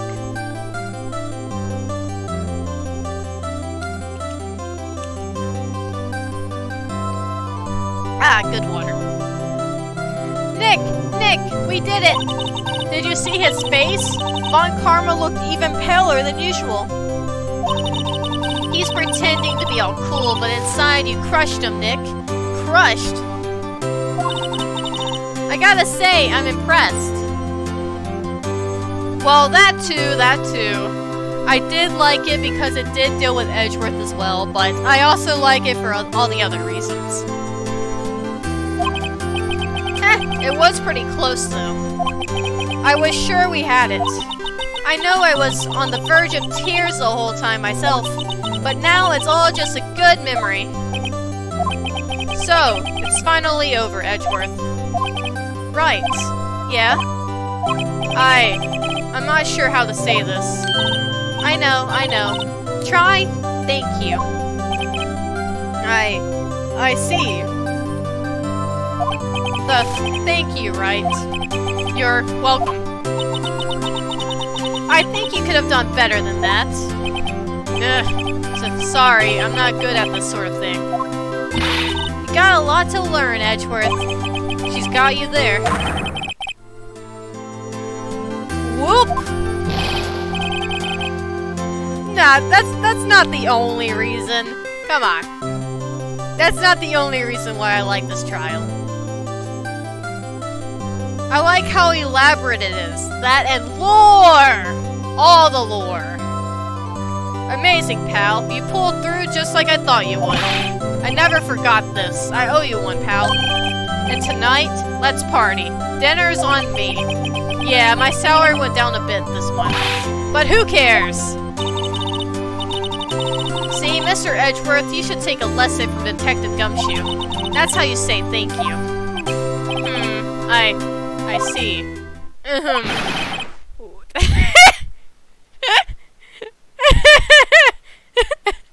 I'm sorry, but imagining Edgeworth say that with that look on his face is hilarious. Oh, that's hilarious. I feel foolish. Don't worry, take it a little at a time. You'll get used to it. It's been 15 years since I've seen Edgeworth this unguarded. Hey! Oh, hey, it's Loda. Loda! Y'all were great in there. Thank you. Yo, Edgeworth, congrats! Thank y'all very much. I knew you were innocent from the start, of course. Just look at you. You wouldn't stick your hand in the cookie jar even if no one was there. You were the witness on the first day of the trial, weren't you? Yeah, well, let bygones be bygones, eh? Speaking of which, what are you doing now, Loda? Who, me? Oh, I went back to college. I gave up trying to be an investigative photographer pretty quick. Really? That's too bad. Huh?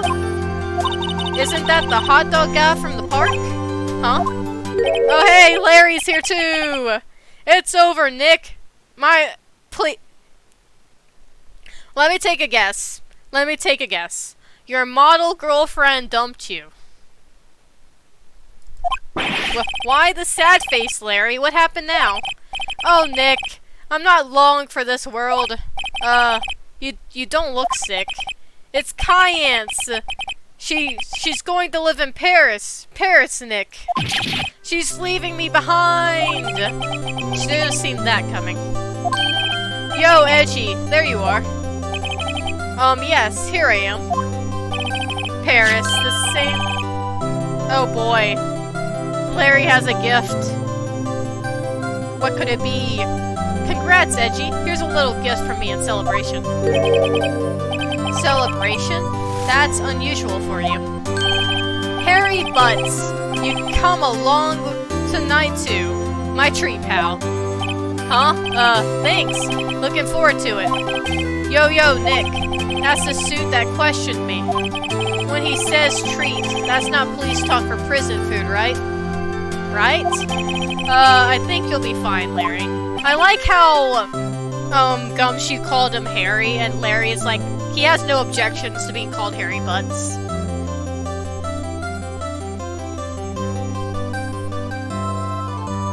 Right? Yeah? What's up? That envelope that Larry gave me. It's got money in it. Well, yeah, that's not that strange. People give money away to celebrate sometimes. It's $38, right? Huh? What a weird amount. I mean, it's not a little, but it's not a lot either. $38 exactly? Nick!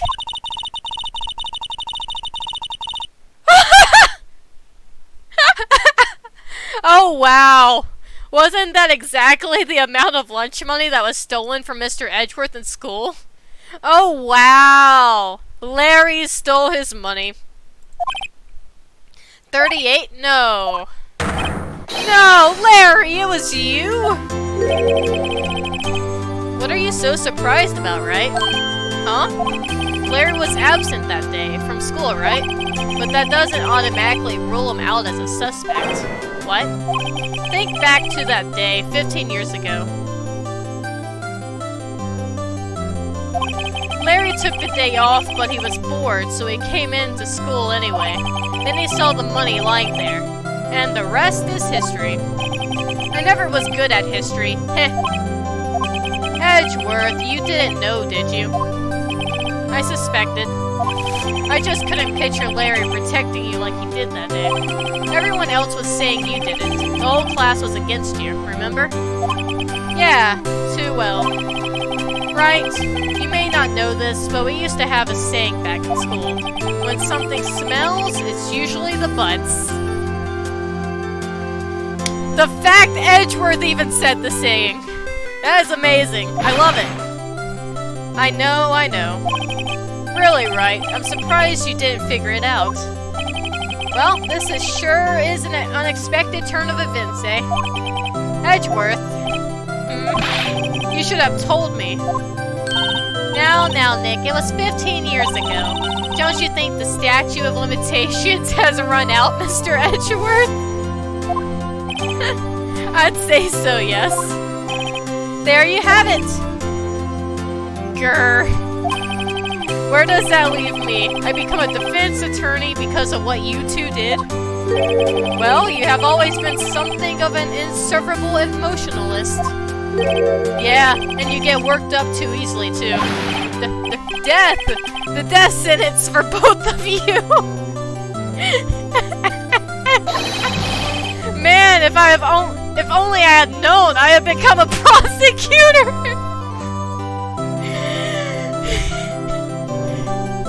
This is Phoenix, villain origin story right here. Villain origin story unlocked for Phoenix, right? The same goes for me, only the other way around. For the longest time, I thought I might have killed my own father. I thought I might be a criminal. I became a prosecutor in part to punish myself. If I had known the truth, I might have become a defense attorney after all. Edgeworth, want the switch right? Hey Hey, y'all! Line up, I'll take a photo. Hey, photo time! Let's go. And after that, dinner on me.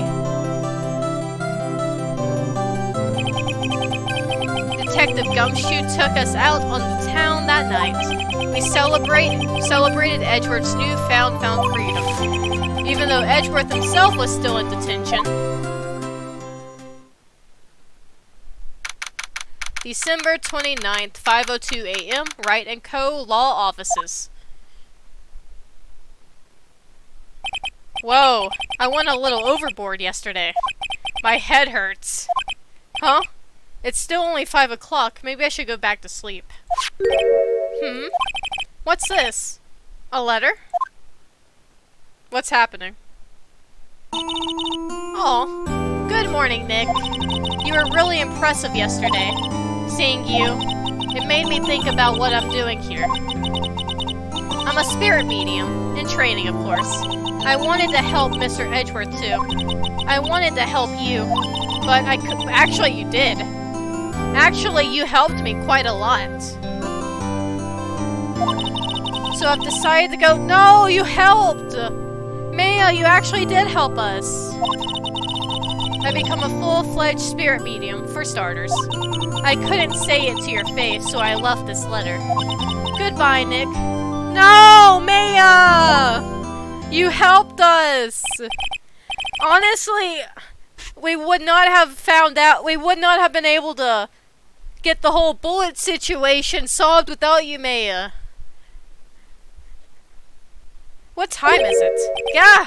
The first trains for the mountains have already left. To the station!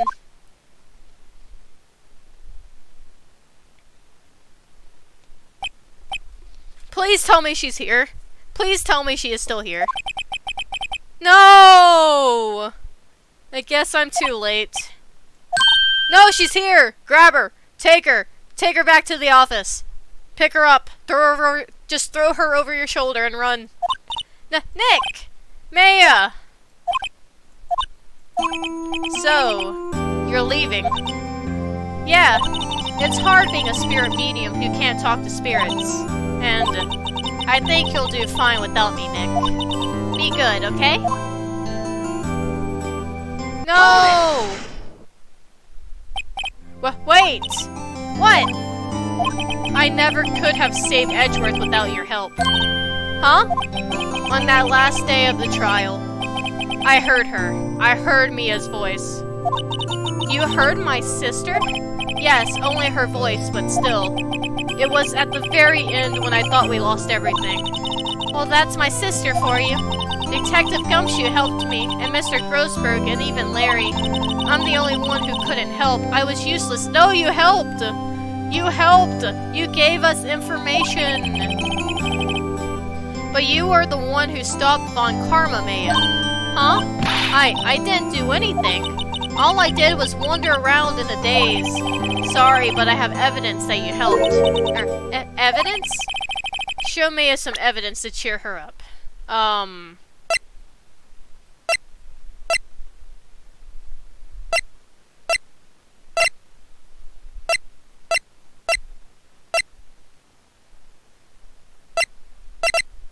My badge! My badge will cheer her up. Actually,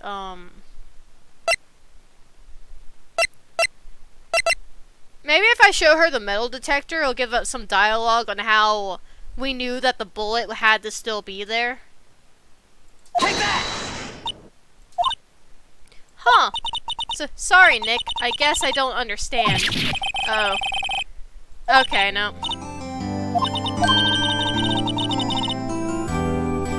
No! Don't leave! That's... okay, that's a horn. So, this is it. See you soon, Maya.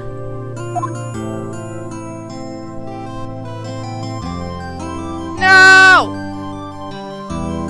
Stay with us, please! Thanks, Nick. Oh, why is this chapter so beautiful? And so my story ends. Time to turn a new page.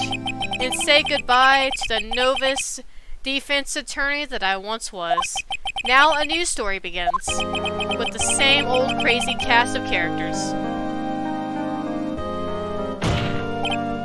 Ha! Don't think you've graduated yet, amateur. Mr. Wright, perhaps you'd like to rethink that claim? Yes, Your Honor. Uh-oh, I got a bad feeling about this. Objection!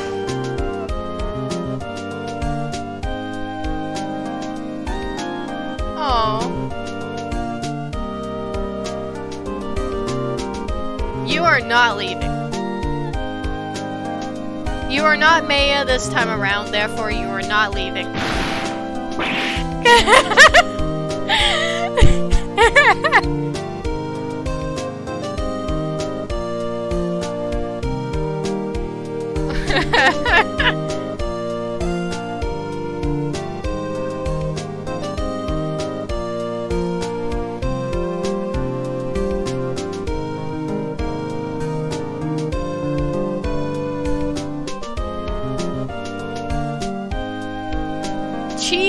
Cheese! Cheese shop, yes!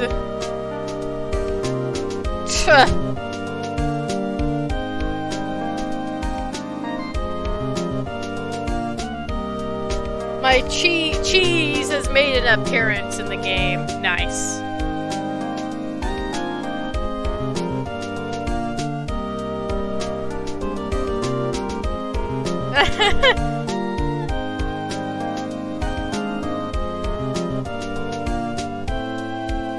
Oh man, I love this. This is a good credit scene. I like this credit scene.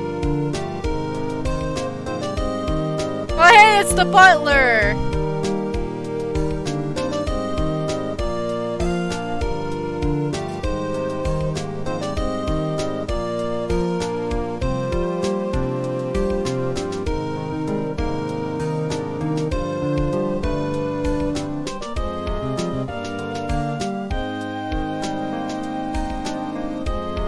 Grossberg!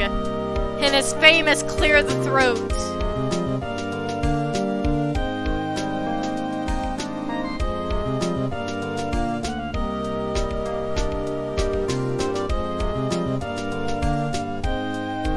No, you are not going anywhere.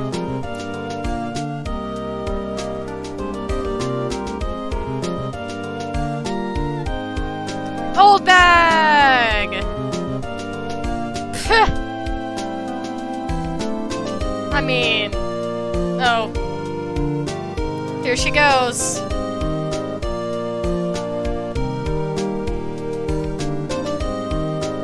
Oh hey, Mori. Nice.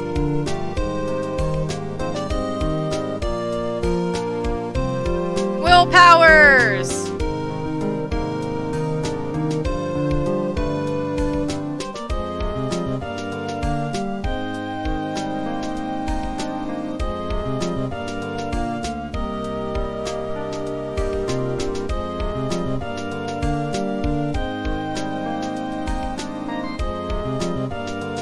I don't remember your... Okay, your name was Penny!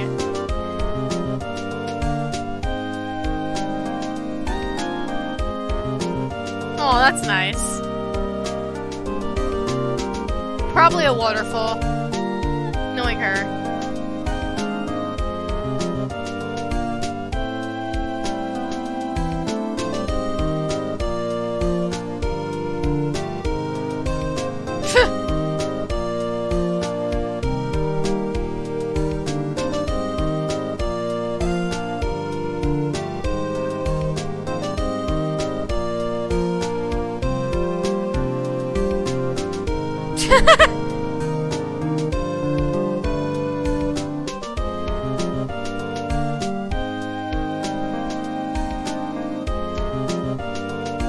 Loda!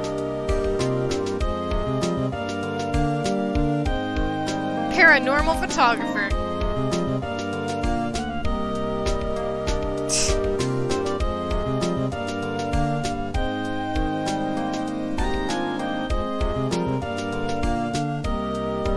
I bet it was the ghost of Gregory Edgeworth. That would be perfect.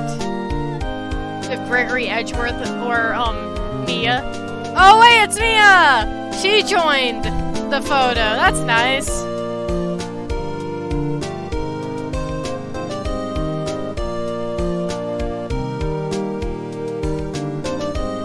Hold it! There's an episode 5! I knew it was not over because there was an episode 5.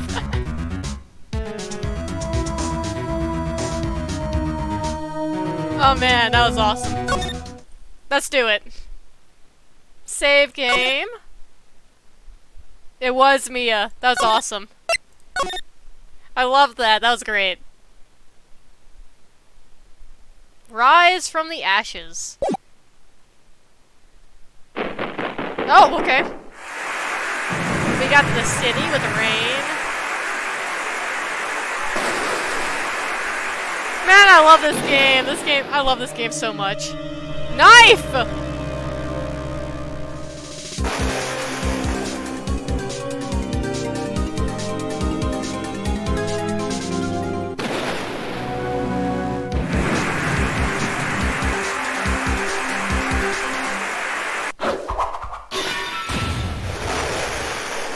So is this in the police office? So is this taking place in the police station? Because it was their little mascot thing that they had in there that the chief wanted to make as a mascot. It's been 2 months since Maya left the office. Oh, oops. 2 months without a single trial. I've had offers, but none I took. That is, until the day that girl showed up. What girl? February 22nd, 10:02 a.m., Wright & Co. Law Offices. Why do I come here to the office every day? It's not like I want to work.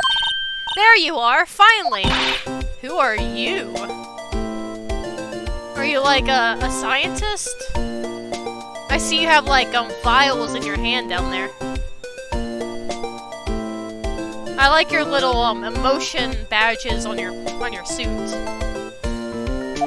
My sister's trial is tomorrow. Who are you? It doesn't matter who I am, it only matters who you are. The famous defense attorney. Do I look like a Mia Fey to you? Do I look like a Mia Fey? You know, at first, it was Gumshoe calling me hairy butts throughout the game. Now here comes you, coming in here and calling me Mia Fey. How dare you? Oh, you're not Mia Fey, are you? I am not. Do I look like a Mia Fey? I'm sorry, but Miss Fey no longer works here. So you are the coffee boy. Wow. I'm Phoenix Wright, a defense attorney. Right. Wait!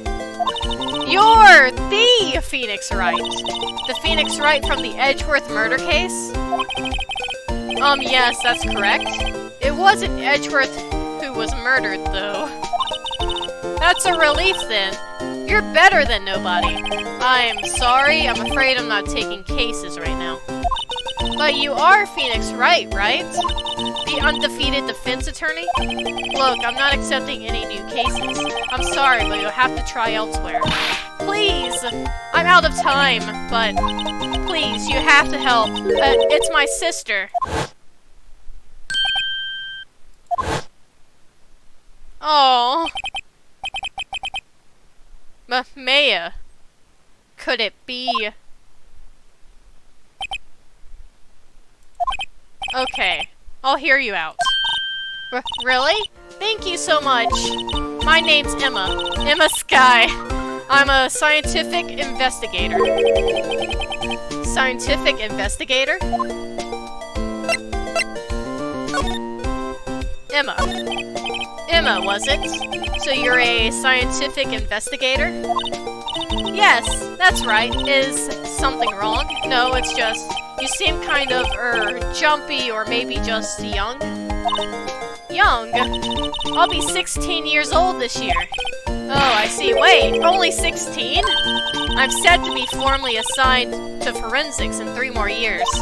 My work is becoming quite well known, at my age, no less. So what exactly is your current position then? Well, legally speaking, I guess you'd call me an 11th grader. But I'm ready to do my job, at my age, no less. Great, another future professional in training. The case. So what's this about a case? You said the trial's tomorrow? My sister didn't do it. She wouldn't stab someone with a knife. She wouldn't. So it's a murder case. I don't care if there's a witness who saw her do it. She didn't do it. I know she didn't do it. It's a scientific fact. And there's a witness. Just talk to her. You have to talk to her. Right, I suppose I will. I promised her I'd bring Mia Fey, but that's interesting. How would she know Mia? So you want to be a scientific investigator when you grow up then? Excuse me? I'm not a child, I have you know. Still, it's good to have a goal. Albert, a very unusual one. I believe investigation should be done scientifically. Don't you? Yeah. Sure, can't fault her for a lack of enthusiasm. If this case is handled scientifically, I'm sure my sister's name will be cleared. Your sister? I've been doing research, you know. I'm developing a new scientific method of case investigation. I'll show you when I'm done. I'm looking forward to it. Guess I should get down to the detention center and talk to her sister. My sister asked for Mia specifically. This Mia Fey person was a few years below her in school. So they went to the same school, huh? She always told me to go to Mia if I ever needed a defense attorney. And, well, I need one. Incidentally, Mia is a woman. Now that you mention it, I guess it is more of a woman's name than a man's. Well, it's nice of you to help your sister out like this. You must be close. Well, I guess they're not that close. Actually, when she gets like she is now, I kind of hate her. Huh? But she's my only family. Your only family? What about your parents? They died in a car accident when I was little. Oh, I'm sorry.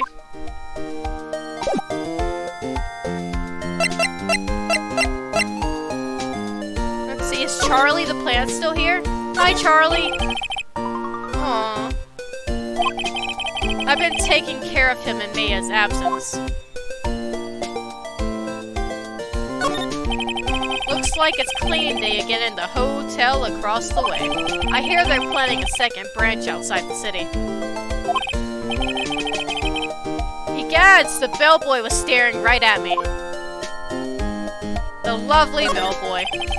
There's another poster of the Still Samurai on the wall. Mia stuck it up here on the day that she left. I didn't have the heart to take it down.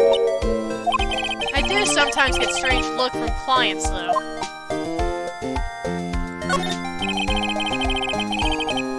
Difficult-looking legal books stand in a formidable row. They mock me. I tried reading one, and it made my head hurt.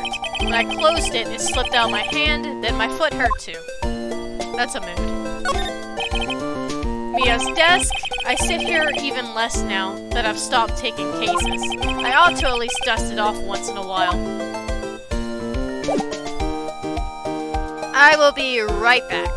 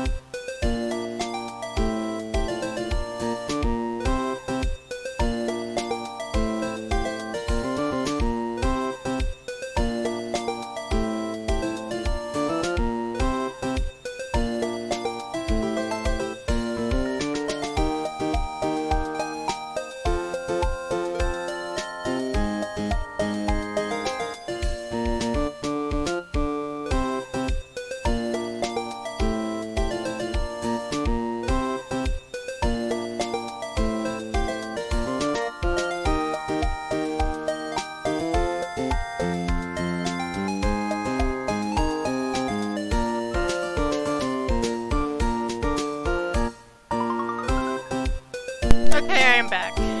I am the back.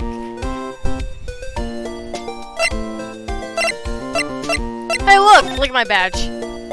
I got a thing. See this? It's my attorney's badge. Ah, well, I've never seen a real one before.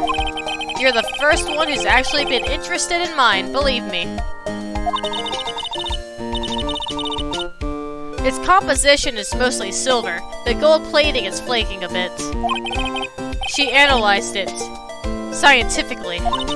There doesn't appear to be any corrosion due to sulfates. I'll give you $50 for it.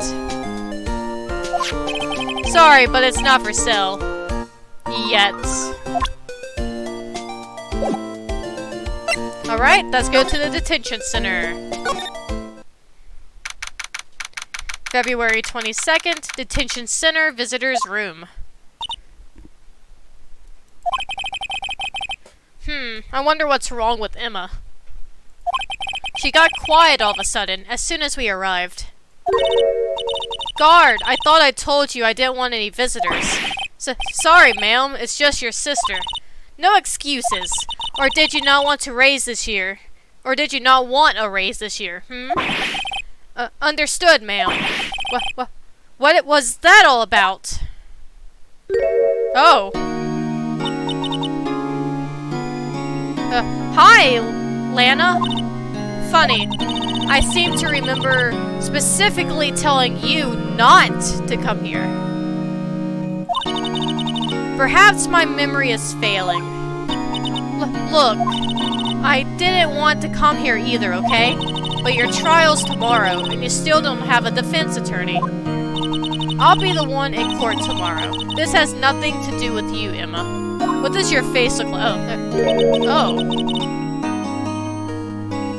Isn't that right, Mr. Wright? Hey, how do you know me? Mia mentioned you. I've heard quite a bit. I'm sorry? What exactly is it that you do? She looks like some form of maybe like sergeant or something like that. My name is Lena. Lena Sky. Ah, Chief Prosecutor. Makes sense. I'm Chief Prosecutor for this district. You're a prosecutor? 2 sisters, 1 lawyer. Could this be a coincidence? Emma, Lana, I mean, they're just alike. Is something wrong, Mr. Wright? Old memories is what's wrong.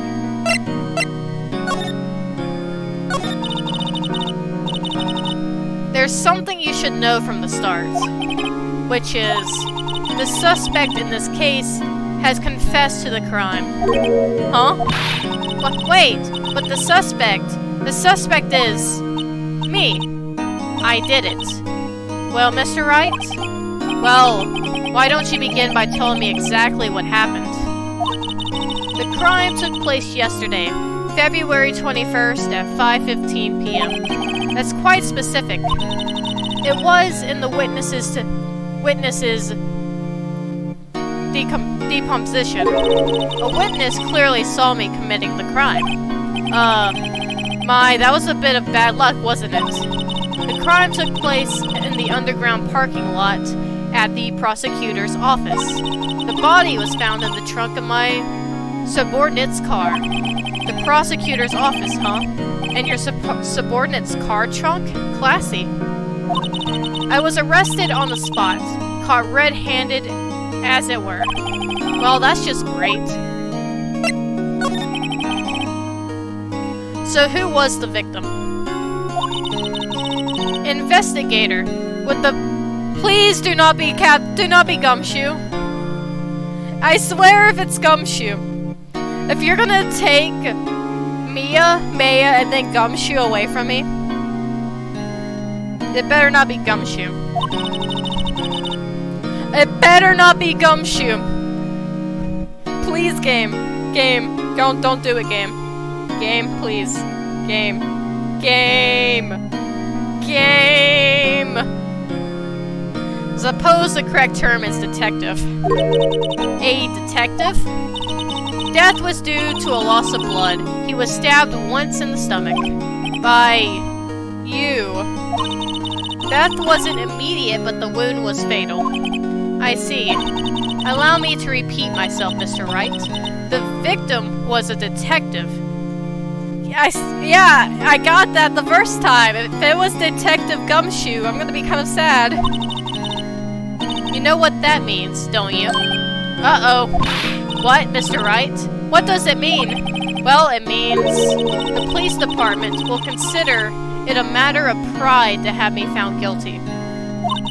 They will use any means at their disposal to do so. This case gets worse and worse with everything I learn. So you're the chief prosecutor. That is correct. I'm responsible for overseeing every trial handled by prosecutors in this district. I make sure the prosecutors have what they need to do the job and manage every aspect. Those are my responsibilities in a nutshell. That's an awfully large nutshell. Still, I'm a little surprised. I would think you'd recognize the district chief prosecutor, Mr. Wright. Huh. In fact, it seems impossible you wouldn't. Lana? What happened to your hand? Oh, this? I cut myself by accident when I stabbed him, that is. Huh? I'm not very good at being a criminal, I suppose. How am I supposed to defend this? Time to change the subject. Wait, she was in the class ahead of Mia, wasn't she? You were in school with Mia, correct? A few years above her? Emma told you that too, did she? Well, why not? I did drag him all the way here from his office. Although it seems he has very little in common with Mia. Hey! It was in law school. I was in my third year, and she was auditing the class. She was different than the other students. Different? She was strong. She'd do anything to become a defense attorney. Anything. That was probably why she was attracted to me. I see. I see. Excuse me. Oh, well. I also see.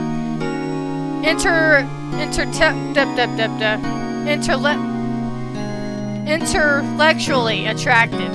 Lena was top of her class in school. I was the best there was. Oh. I'm doing pretty good in school too, by the way. It sounds a bit different when Emma says it. Well, Mr. Wright? Excuse me? As you can plainly see, I am admitting my guilt. I think it's safe to say there's no way you could take this case. None. But, Lena... Why? Why are you doing this to me? You never think of anyone but yourself. I know you didn't do it, Lena. I know. So how can you say you did? If I lose you, I'll be all alone. I hate you, Lena. Mr. Wright. Yes? I believe our discussion here is ended. The rest, I leave to you. You mean, you're requesting my services as your defense. Don't lose sleep over it. Your client has confessed after all. The case is over. Right. I'll do what I can to get to the bottom of this. Lena has confessed to the crime, yes. But something doesn't fit. It's that look in Emma's eyes. There's something else going on here, and I'm going to find out what. I'm sorry, Mr. Wright. Huh?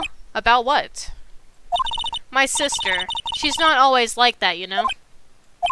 I just never expected to be defending another prosecutor again. She's changed a lot. She used to be so gentle, always smiling. Everybody liked her. I see. Sorry, but I'm having trouble imagining that. What happened to her? I don't know for certain myself. I think maybe she, well, maybe not. Sounds like there's something there that defies a simple scientific explanation. Let's go check out this underground parking at the prosecutor's office, shall we?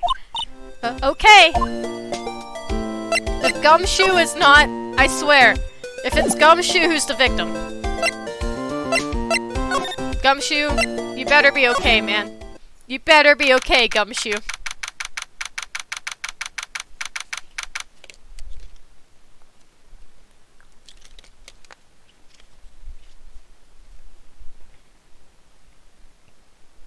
February 22nd, Prosecutor's Office, underground parking lot. So this is the lot where it all happened. Looks like they're still investigating. Funny that my first visit to the prosecutor's office should be like this. Hey everyone! Keep up the good work! Hey, what are you thinking? Well, they are going to be my co-workers 3 years from now, after all. No harm in saying hello. Actually, there is.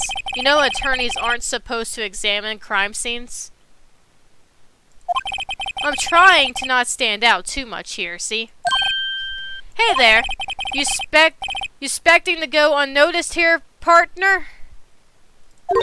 But partner? Oh, hello! What do we have here? I like the music. Looks like a bambina got loose from the ranch and is up to no good. Folks gotta learn to keep them doggies tied down, partner. Mr. Marshall. He has a knife. He has a knife. He did it. He did it. He committed the murder. He has a knife. Murderer located. And yes, he is a very fancy cowboy. Marshall? Looks more like a sheriff to me. Looky here, Bambina. I know how you feel. But this is my gang's gold strike, see? Strike. This is our clam. Our territory. With a mother load of evidence. If you're fixing to mess with what's ours, you'll regret it, partner. You know what dreams the cacti out in the desert dream you want to? What's this guy talking about? You had a long home now. Happy trails, Bambina.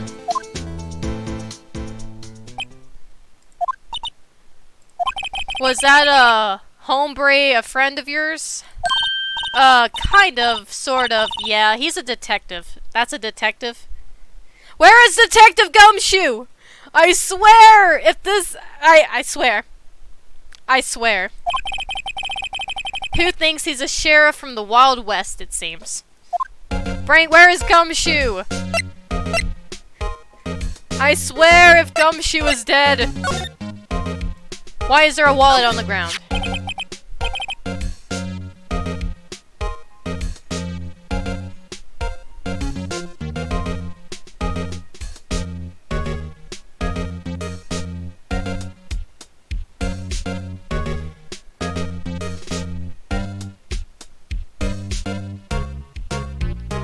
Yes, he does have a flask, and hello! Hello, new person. I am playing Ace Attorney, yes. It's a fun game. I really like this game.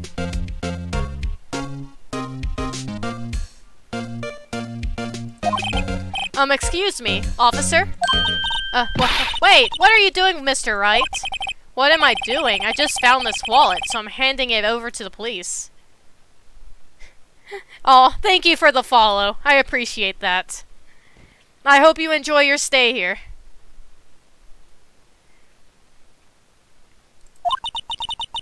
I don't believe it. This is a real basic anything at a crime scene is evidence. Let's be scientific about this, please. Just put it in your pocket. How is that scientific? Sounds like theft to me. Wallet hastily stuffed in the pocket. A foldable wallet found at the crime scene. There seems to be something inside, then let's open it and have a look, shall we? I'm called to duty already, and at my tender age. Here, I'll teach you the trick to examining evidence in detail, okay? By the way, her eyes are sparkling. I could tell she's been waiting for this. Okay, now look at the court record. Okay, I'm looking at it. You have to be sure to examine evidence carefully, on all sides. Now let's start examining from every angle. Okay. Oh look, I think there might be a clue here. You should check it out with the press of enter. Okay. Open the wallet. This is an ID card. Sergeant Bruce Goodman, ID number 5842189. See? Well, isn't scientific investigation useful? I guess, though I don't see what science has to do with it.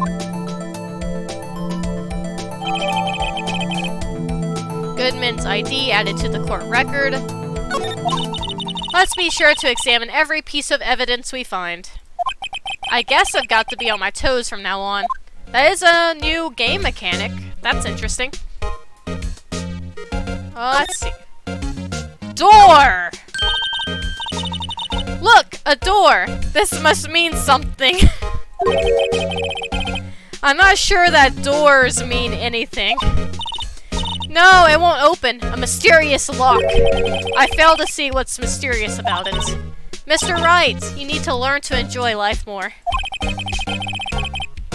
Let's finish our investigation first, shall we? Door. Let's see. Is this elevator door? Or is this like a prison cell door? Oh, that's where the cars leave the lot. Okay. Makes sense. The arrow on the ground makes it look more like an entrance. What are you talking about? It's plainly an exit. Well, maybe it's both. Kind of a dual purpose. Aha! The theory of relativity. What, I've got to write this down. Ah, hey, Mr. Wright. Maybe you know, was Mr. Relativity German, or was he British?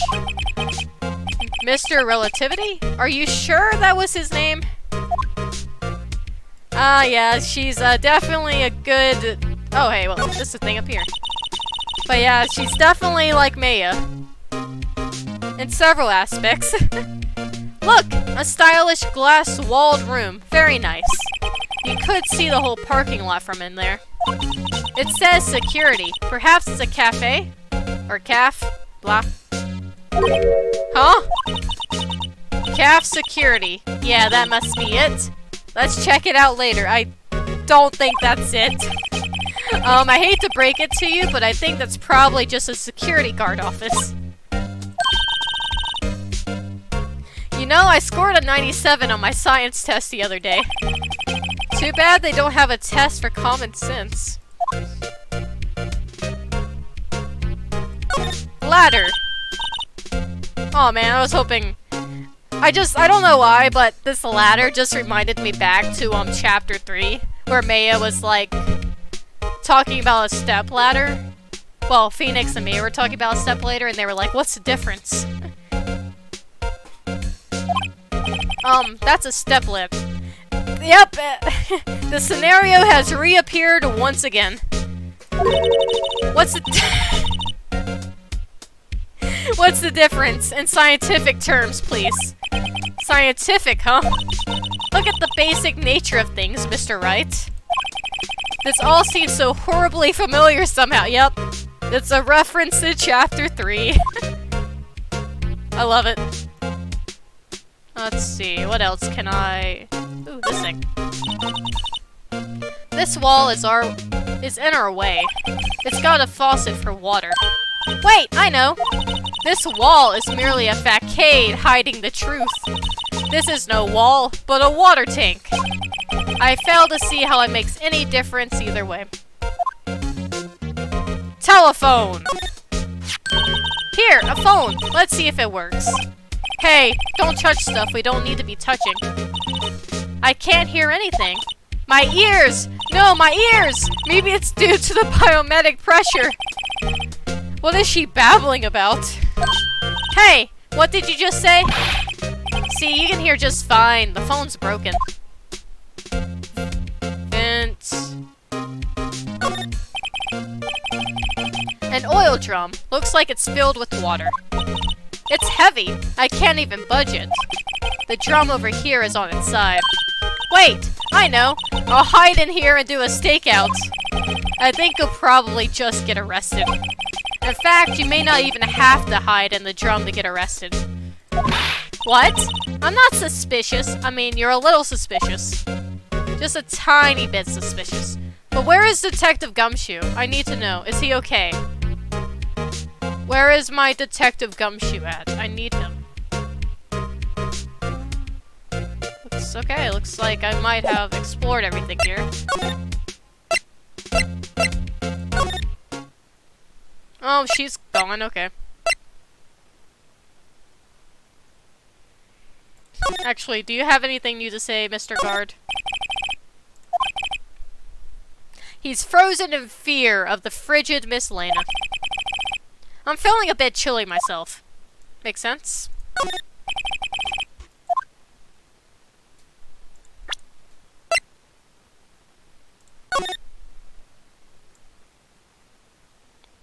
Oh wait, hold on.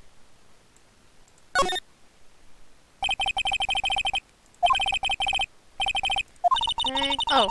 I wonder why they only use numbers for IDs. What else would they use? Letters, silly. They're the reason we have a written language in the first place.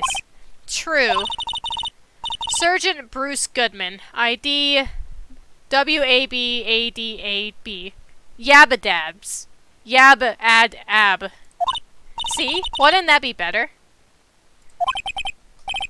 Well, it does have a certain ring to it. Exactly my point, teehee. It doesn't take much to amuse her.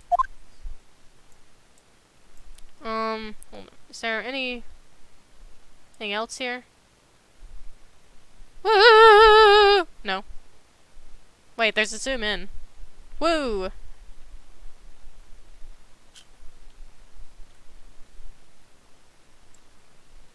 I don't think that made any difference whatsoever. Goodbye.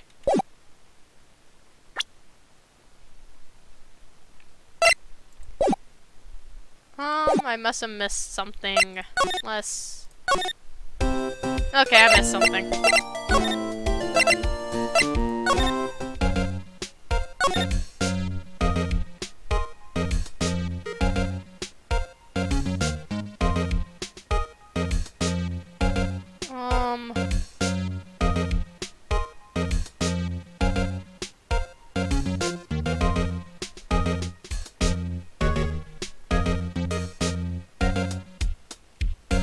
Can I look at the camera?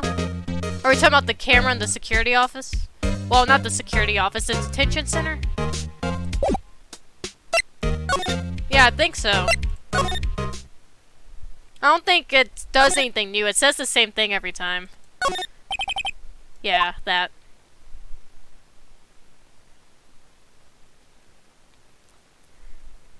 Whoop!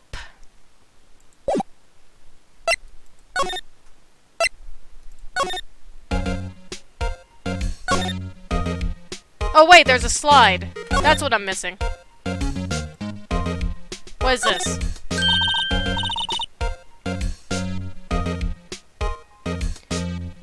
Oh, you're good. Honestly, it would be pretty nice to see something new with the camera instead of just smile for the camera every time you examine that. Well, no time to waste. Let's get hunting for clues. I wonder what this is. Well, partner, looks like you got no intention of going home quietly. I miss Detective Gumshoe. The sheriff. Like I said before, this here's our clam. You best be moseying along, unless you fix it to bite the bullet. Yes, the sky slide. That sounds like it'd be a fun, like, song or dance or something. Yeah, scary. Could you just tell us one thing? Who owns that car? Well, well, the little filly's got a good nose on her. You want to know who rides that red Mustang with the body in her saddle, eh? Please. No problem, partner. About time for Vizzle. Anyway, whatever that word is. Get yourself to the saloon up on the 12th floor of the prosecutor's office. Might just find you a cerveza you like. Prospector's office. Where does this guy think he is? And when, for that matter. Note to self, look up whatever that word is, saloon, cerveza. I don't know words. Maybe we should check out room 1202, the High Prosecutor's office. Oh, that's your car? That's a fancy car you got there. In any case, stay away from the car. You can look around here all you like, just keep your paws off our clam. Right, great. A detective that actually does his job.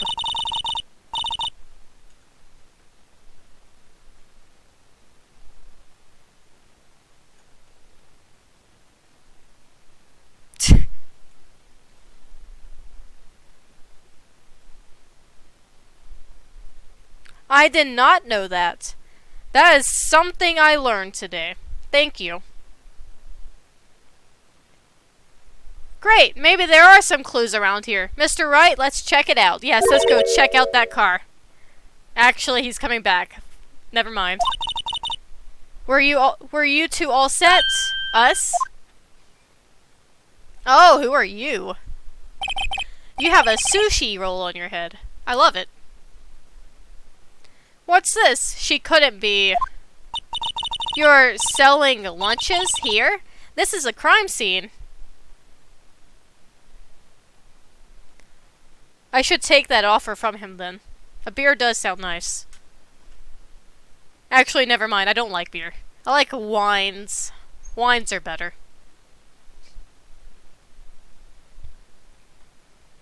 You're selling lunches here. I already read that. Oh, full-on animation and everything. It actually looks pretty good.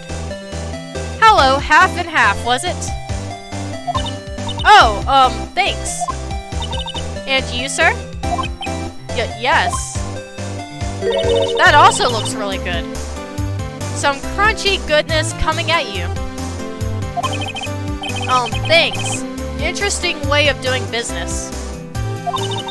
This area is off limits to anyone without clearance, especially passerbys. Or are you officers? No, but you don't exactly look like the type to have clearance. Well, that's hardly a way to greet someone.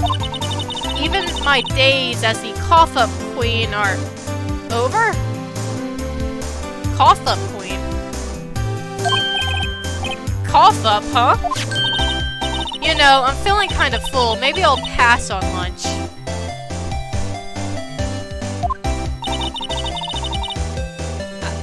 Are you the witness? Is that what you're saying here? I'm quite connected to this case, you see. The images are burned into my eyes, you might say. Yes, all the sordid secrets. Secrets? Dear me, you are a slow one, aren't you? I'm referring to the murder. The stabbing of that detective. I'm still gonna be upset if it was Detective Gumshoe. Who is the victim? I need to know if Detective Gumshoe is okay. What? A witness clearly saw me. I already read that. You mean you're the witness my sister was talking about? Please, cough up queen, tell us what happened. Eager, aren't we, Phoenix? The name is Angel Star. Don't you go forgetting it. Or before you know it, I'll have you whimpering at my heels. Or before you know it, I'll have it whimpering at my heels. Yes, ma'am. Yipes. She means it. I need Detective Gumshoe to come back.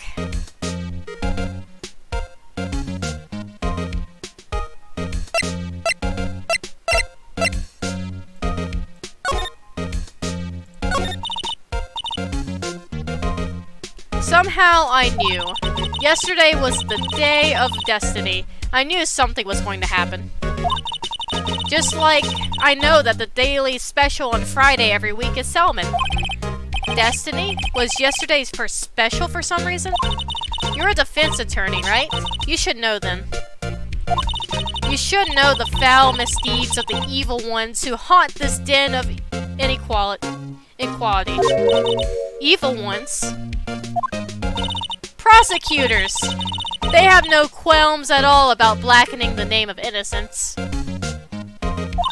And yesterday they paid homage to the most evil one of all.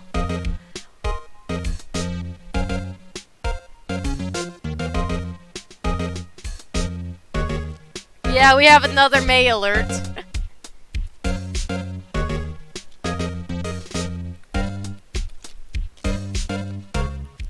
Except she had something against defense attorneys. This one, Angel, has something against prosecutors.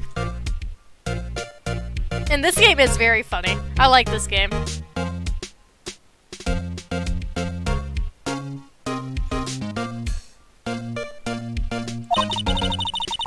They gave me an award for King of Prosecutors.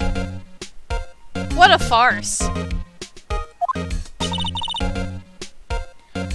So she's saying there was some sort of prosecutors' convention yesterday. I was almost compelled to lace their lunches with something foul. Are we sure this girl isn't the killer?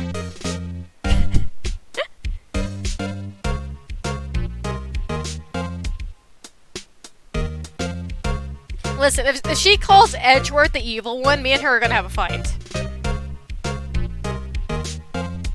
I will go from punting Mr. White across the room to punting, Karma again across the room, to now wanting to punt her across the room, if she does call Edgeworth foul.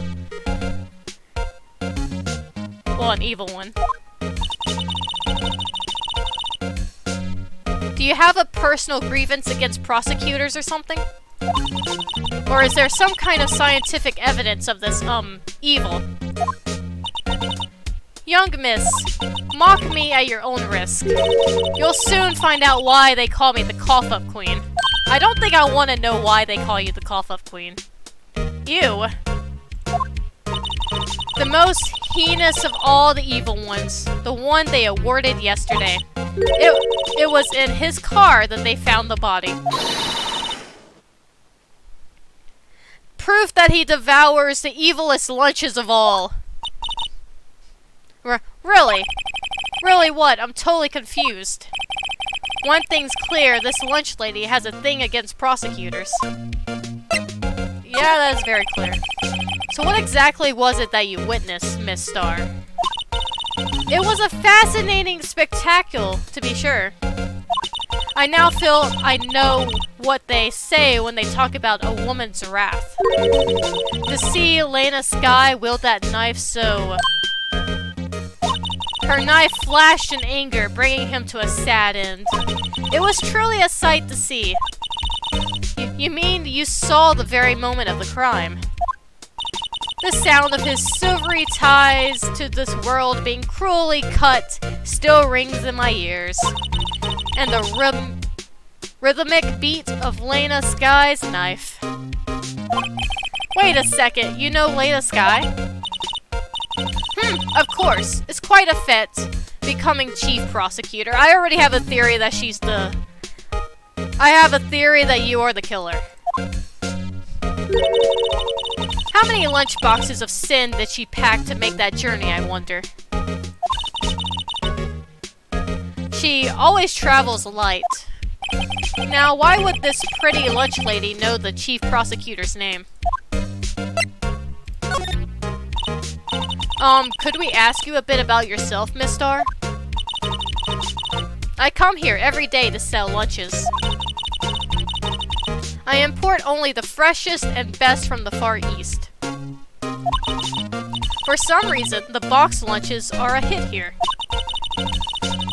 Why not make the lunches here rather than import them? Did you say something? No. Only true connoisseurs can understand. That also looks really delicious. The kind you can only tell someone who has tried General Tissot's Trilobite lunch set. Ah, never mind. You win. I don't even want to appreciate part of a Trilobite's flavor. Anyway, I come here every day to sell lunches. My boyfriend works in the security room here at the prosecutor's office. Your boyfriend? See the security room over there? The glass-walled booth? I sell my lunches, and since I'm here anyway, I drop in to see him. Since you're here anyway, I guess selling lunches is more important than romance. So, to scientifically analyze the data available so far, you, Miss Star, are a lunch vendor with an ulterior motive for coming here. Useful analysis. Not. Okay, prosecutor's office. Did you have a bad experience with a prosecutor, Miss Star? I sense some hostility. Hostility? Ha, perhaps. Prosecutors are all alike, and the bigger they get, the worse they smell. Kind of like 10-day-old clams in chowder. I wonder if Miss Star was involved in some sort of legal trouble in the past. That'd be a sure cause of food poisoning, scientifically speaking, of course. I mean, now you're talking cough-up queen. I thought she was just a lunch vendor, but now I'm not so sure. Yeah, I'm not so sure about that either. I'm gonna slowly try- no, go back. I'm gonna slowly try to examine- no, it doesn't give me the slide option, never mind. Let's see, I had somewhere new to go, right? Yeah, I did. This is a fancy-looking room. Wow, even they have, like, a samurai figurine from episode 3. That whole samurai, TV show thing. That's a cool-looking suit. I like that suit. February 22nd, High Prosecutor's Office, room 1202. This is the kind of room that just screams, I can do the job. Quite a change from your office, really. Thanks. Very much appreciated. Look! There's a trophy or something here.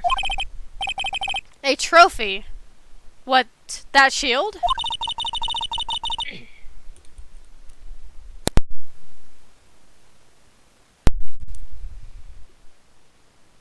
If it is Edgeworth's room, that'd be amazing. Honestly, that does look like Edgeworth's suit. I hope this is his room. I would love to have another bump into Edgeworth. It takes real nerve to display stuff like this. Whoever's office this is, they must be a real stuck-up jerk. Please be Edgeworth. Phoenix Wright. You never tire of praying into other people's business, do you? That voice! Please be Edgeworth. It's Edgeworth!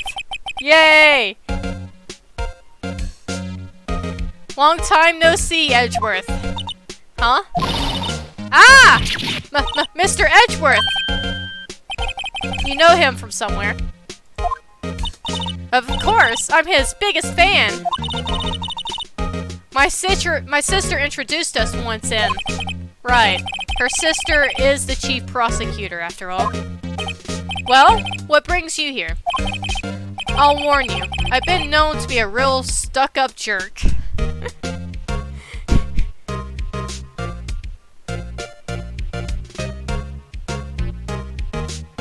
Von Karma still needs to get punted. He may be arrested now, but I still want to see him punted across the room.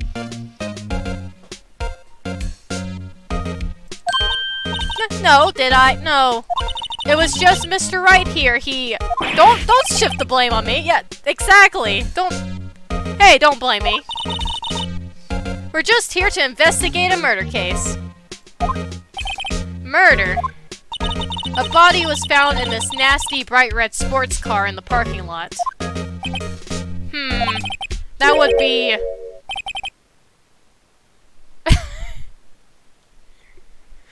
That would be my car. What of it? Edgeworth. Here we go again. It's chapter 4 all over again.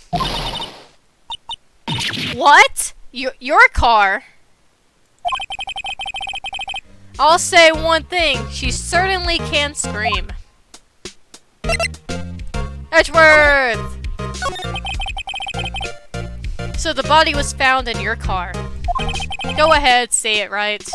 You think I did it, don't you? After you went through all that trouble to help me last year, no less. No, we don't think you did it. I mean, it was my sister who stabbed him. Oh, wait, no. She didn't do that. I mean... You even went back on what you just said. Wait. So you're the chief prosecutor's little sister, then? Yes, sir. Emma Sky, it's nice to meet you again. Now that didn't sound forced at all. Ah, now I remember. You've really grown. I'll admit, it was a surprise for me too. To think that my own car would become the scene of a murder. More surprising still, I'm being forced to prove my superior's guilt. I can understand. Wait, what did you say? Lena Sky is the chief prosecutor, the top prosecutor in the district. She can't prosecute herself, so I'll be the prosecutor at the trial tomorrow. Nice! Not nice to him prosecuting her, but nice to being able to interact with Edgeworth in a trial again. You, Mr. Edgeworth. To be honest, it's a bit of a miracle I'm still here after all. What do you mean? Rumors. You've heard the rumors about me, haven't you? Miles Edgeworth. It's hard to remember a time when there weren't rumors about this guy. Forging evidence, arranging false testimony, illegal searches, you name it. Thanks to you, my innocence was established in the trial at the end of last year.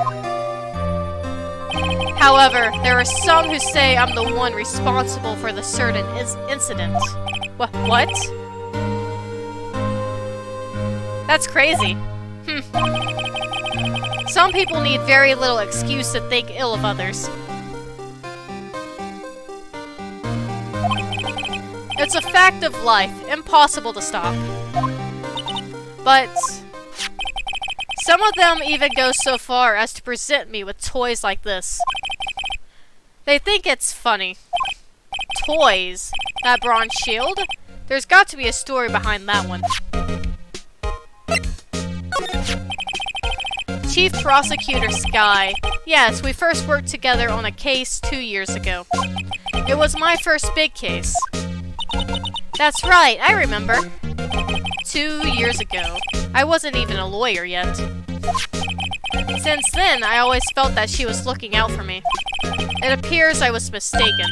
Mistaken? Why? I mean, I know she's not the warmest person, but I'm sure she felt some responsibility for you. Then, why? Why did she stab someone in the trunk of my car? Not only that, she stabbed him with my knife. I didn't know you had a knife, Edgeworth. You're pretty cool. What? Mr. Edgeworth, your knife was the murder weapon? Wow, somebody is really trying to frame Edgeworth once again. To be specific, it was the knife I kept in the toolbox in the trunk of my car. Edgeworth's knife added to the court record. Traces of victim's blood, no prints. Edgeworth. What? Are you sure you didn't do it? Come on, can't he take a joke? You have a strange sense of humor, Mr. Wright. That I do. I've been wondering, what the heck is this? It has a big K on it. Mumbles, a prosecutor's. Huh? What's that? It's the King of Prosecutors trophy. King of Prosecutors? It's a great honor. They send that shield to the best prosecutor each year.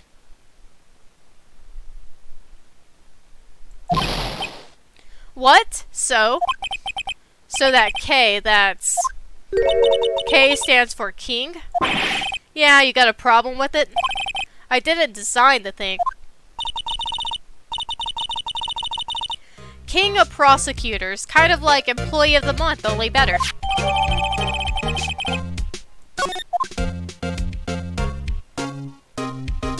If Vine Karma comes back again somehow, I'm gonna punt him. Punt him across the room. Officially. Well done, Edgeworth. You must be proud to be the King of Prosecutors. Congratulations, King of Prosecutors! Please stop saying that. He probably would rather be the King of Defense Attorneys, honestly. That still doesn't explain one thing. Why is the tip of this shield broken off? Somebody was angry at him. Wow, this jacket is even lacier than his usual ones. This must be his lucky trial jacket. Lucky jacket, right. I've never seen him wear it. I'm sure there's a story behind why it's in a frame. Maybe I'll be naughty and take a picture. She's getting way too excited about this. To be fair, I probably would do the same. My, what an amazing banquet. Just right for Mr. Edgeworth. No kidding. Hey, there's a card on it. Back from the dead. Wendy. Wendy. I've heard that name somewhere before. And beside it, a giant steel samurai. Wow, I want one. Everybody wants one.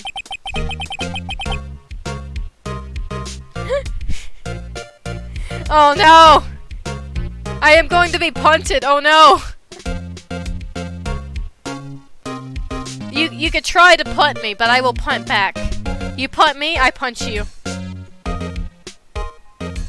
Huh? There's something written on the bottom of his foot.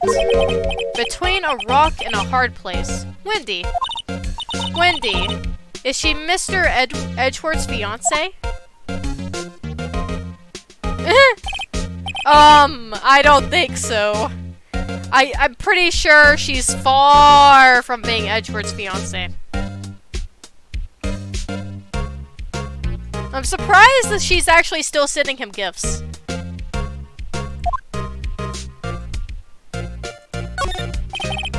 A work desk.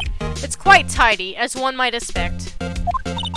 What a nice desk. Easy to use and easy on the eyes. It's polished so well I could see my own reflection. Strange. Why did I just picture Detective Gumshoe? I swear Detective Gumshoe is dead. Maybe I'll take that nameplate as a souvenir. Don't. He'll sue you. Edgy boy! Hey, is this the thing from the Isn't that the thing from the hotel? The tea set? Oh, cute! What a pretty tea set. I go more for the instant tea bags myself. Amazing! The drawer below is filled with packets of tea leaves. They're all sorted by place of origin and flavor. Look at this royal blend. What an exquisitely splendid concoction. There's such a thing as taking a hobby too far. Chess! Hey, a chessboard!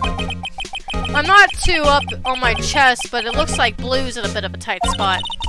The red knights have surrounded the blue pawn. huh?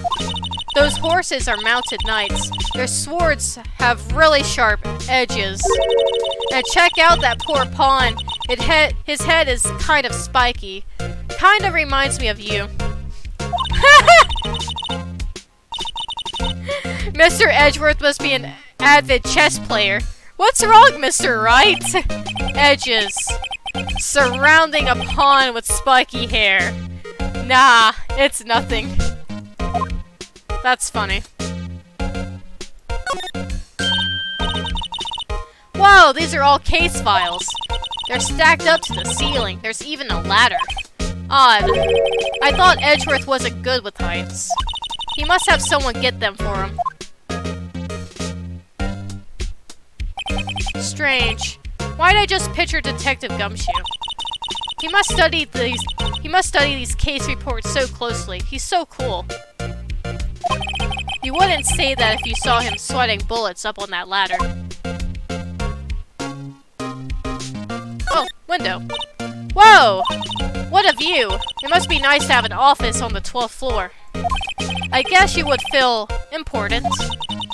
Incidentally, were you to jump out this window, the time until impact with the ground would be... Got it! Approximately 3.23 seconds. That's handy to know.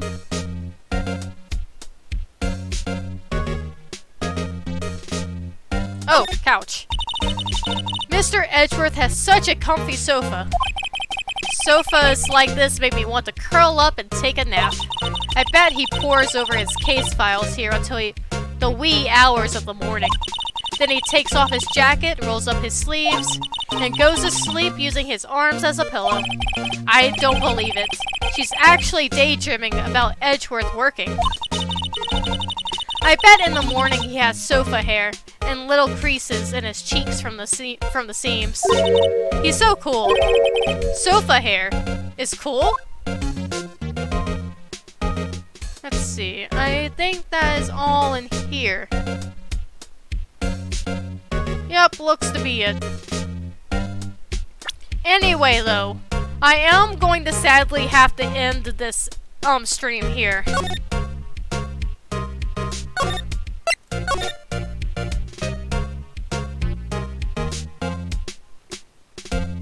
So, I want to thank you all for joining the stream, and I hope you all enjoyed it.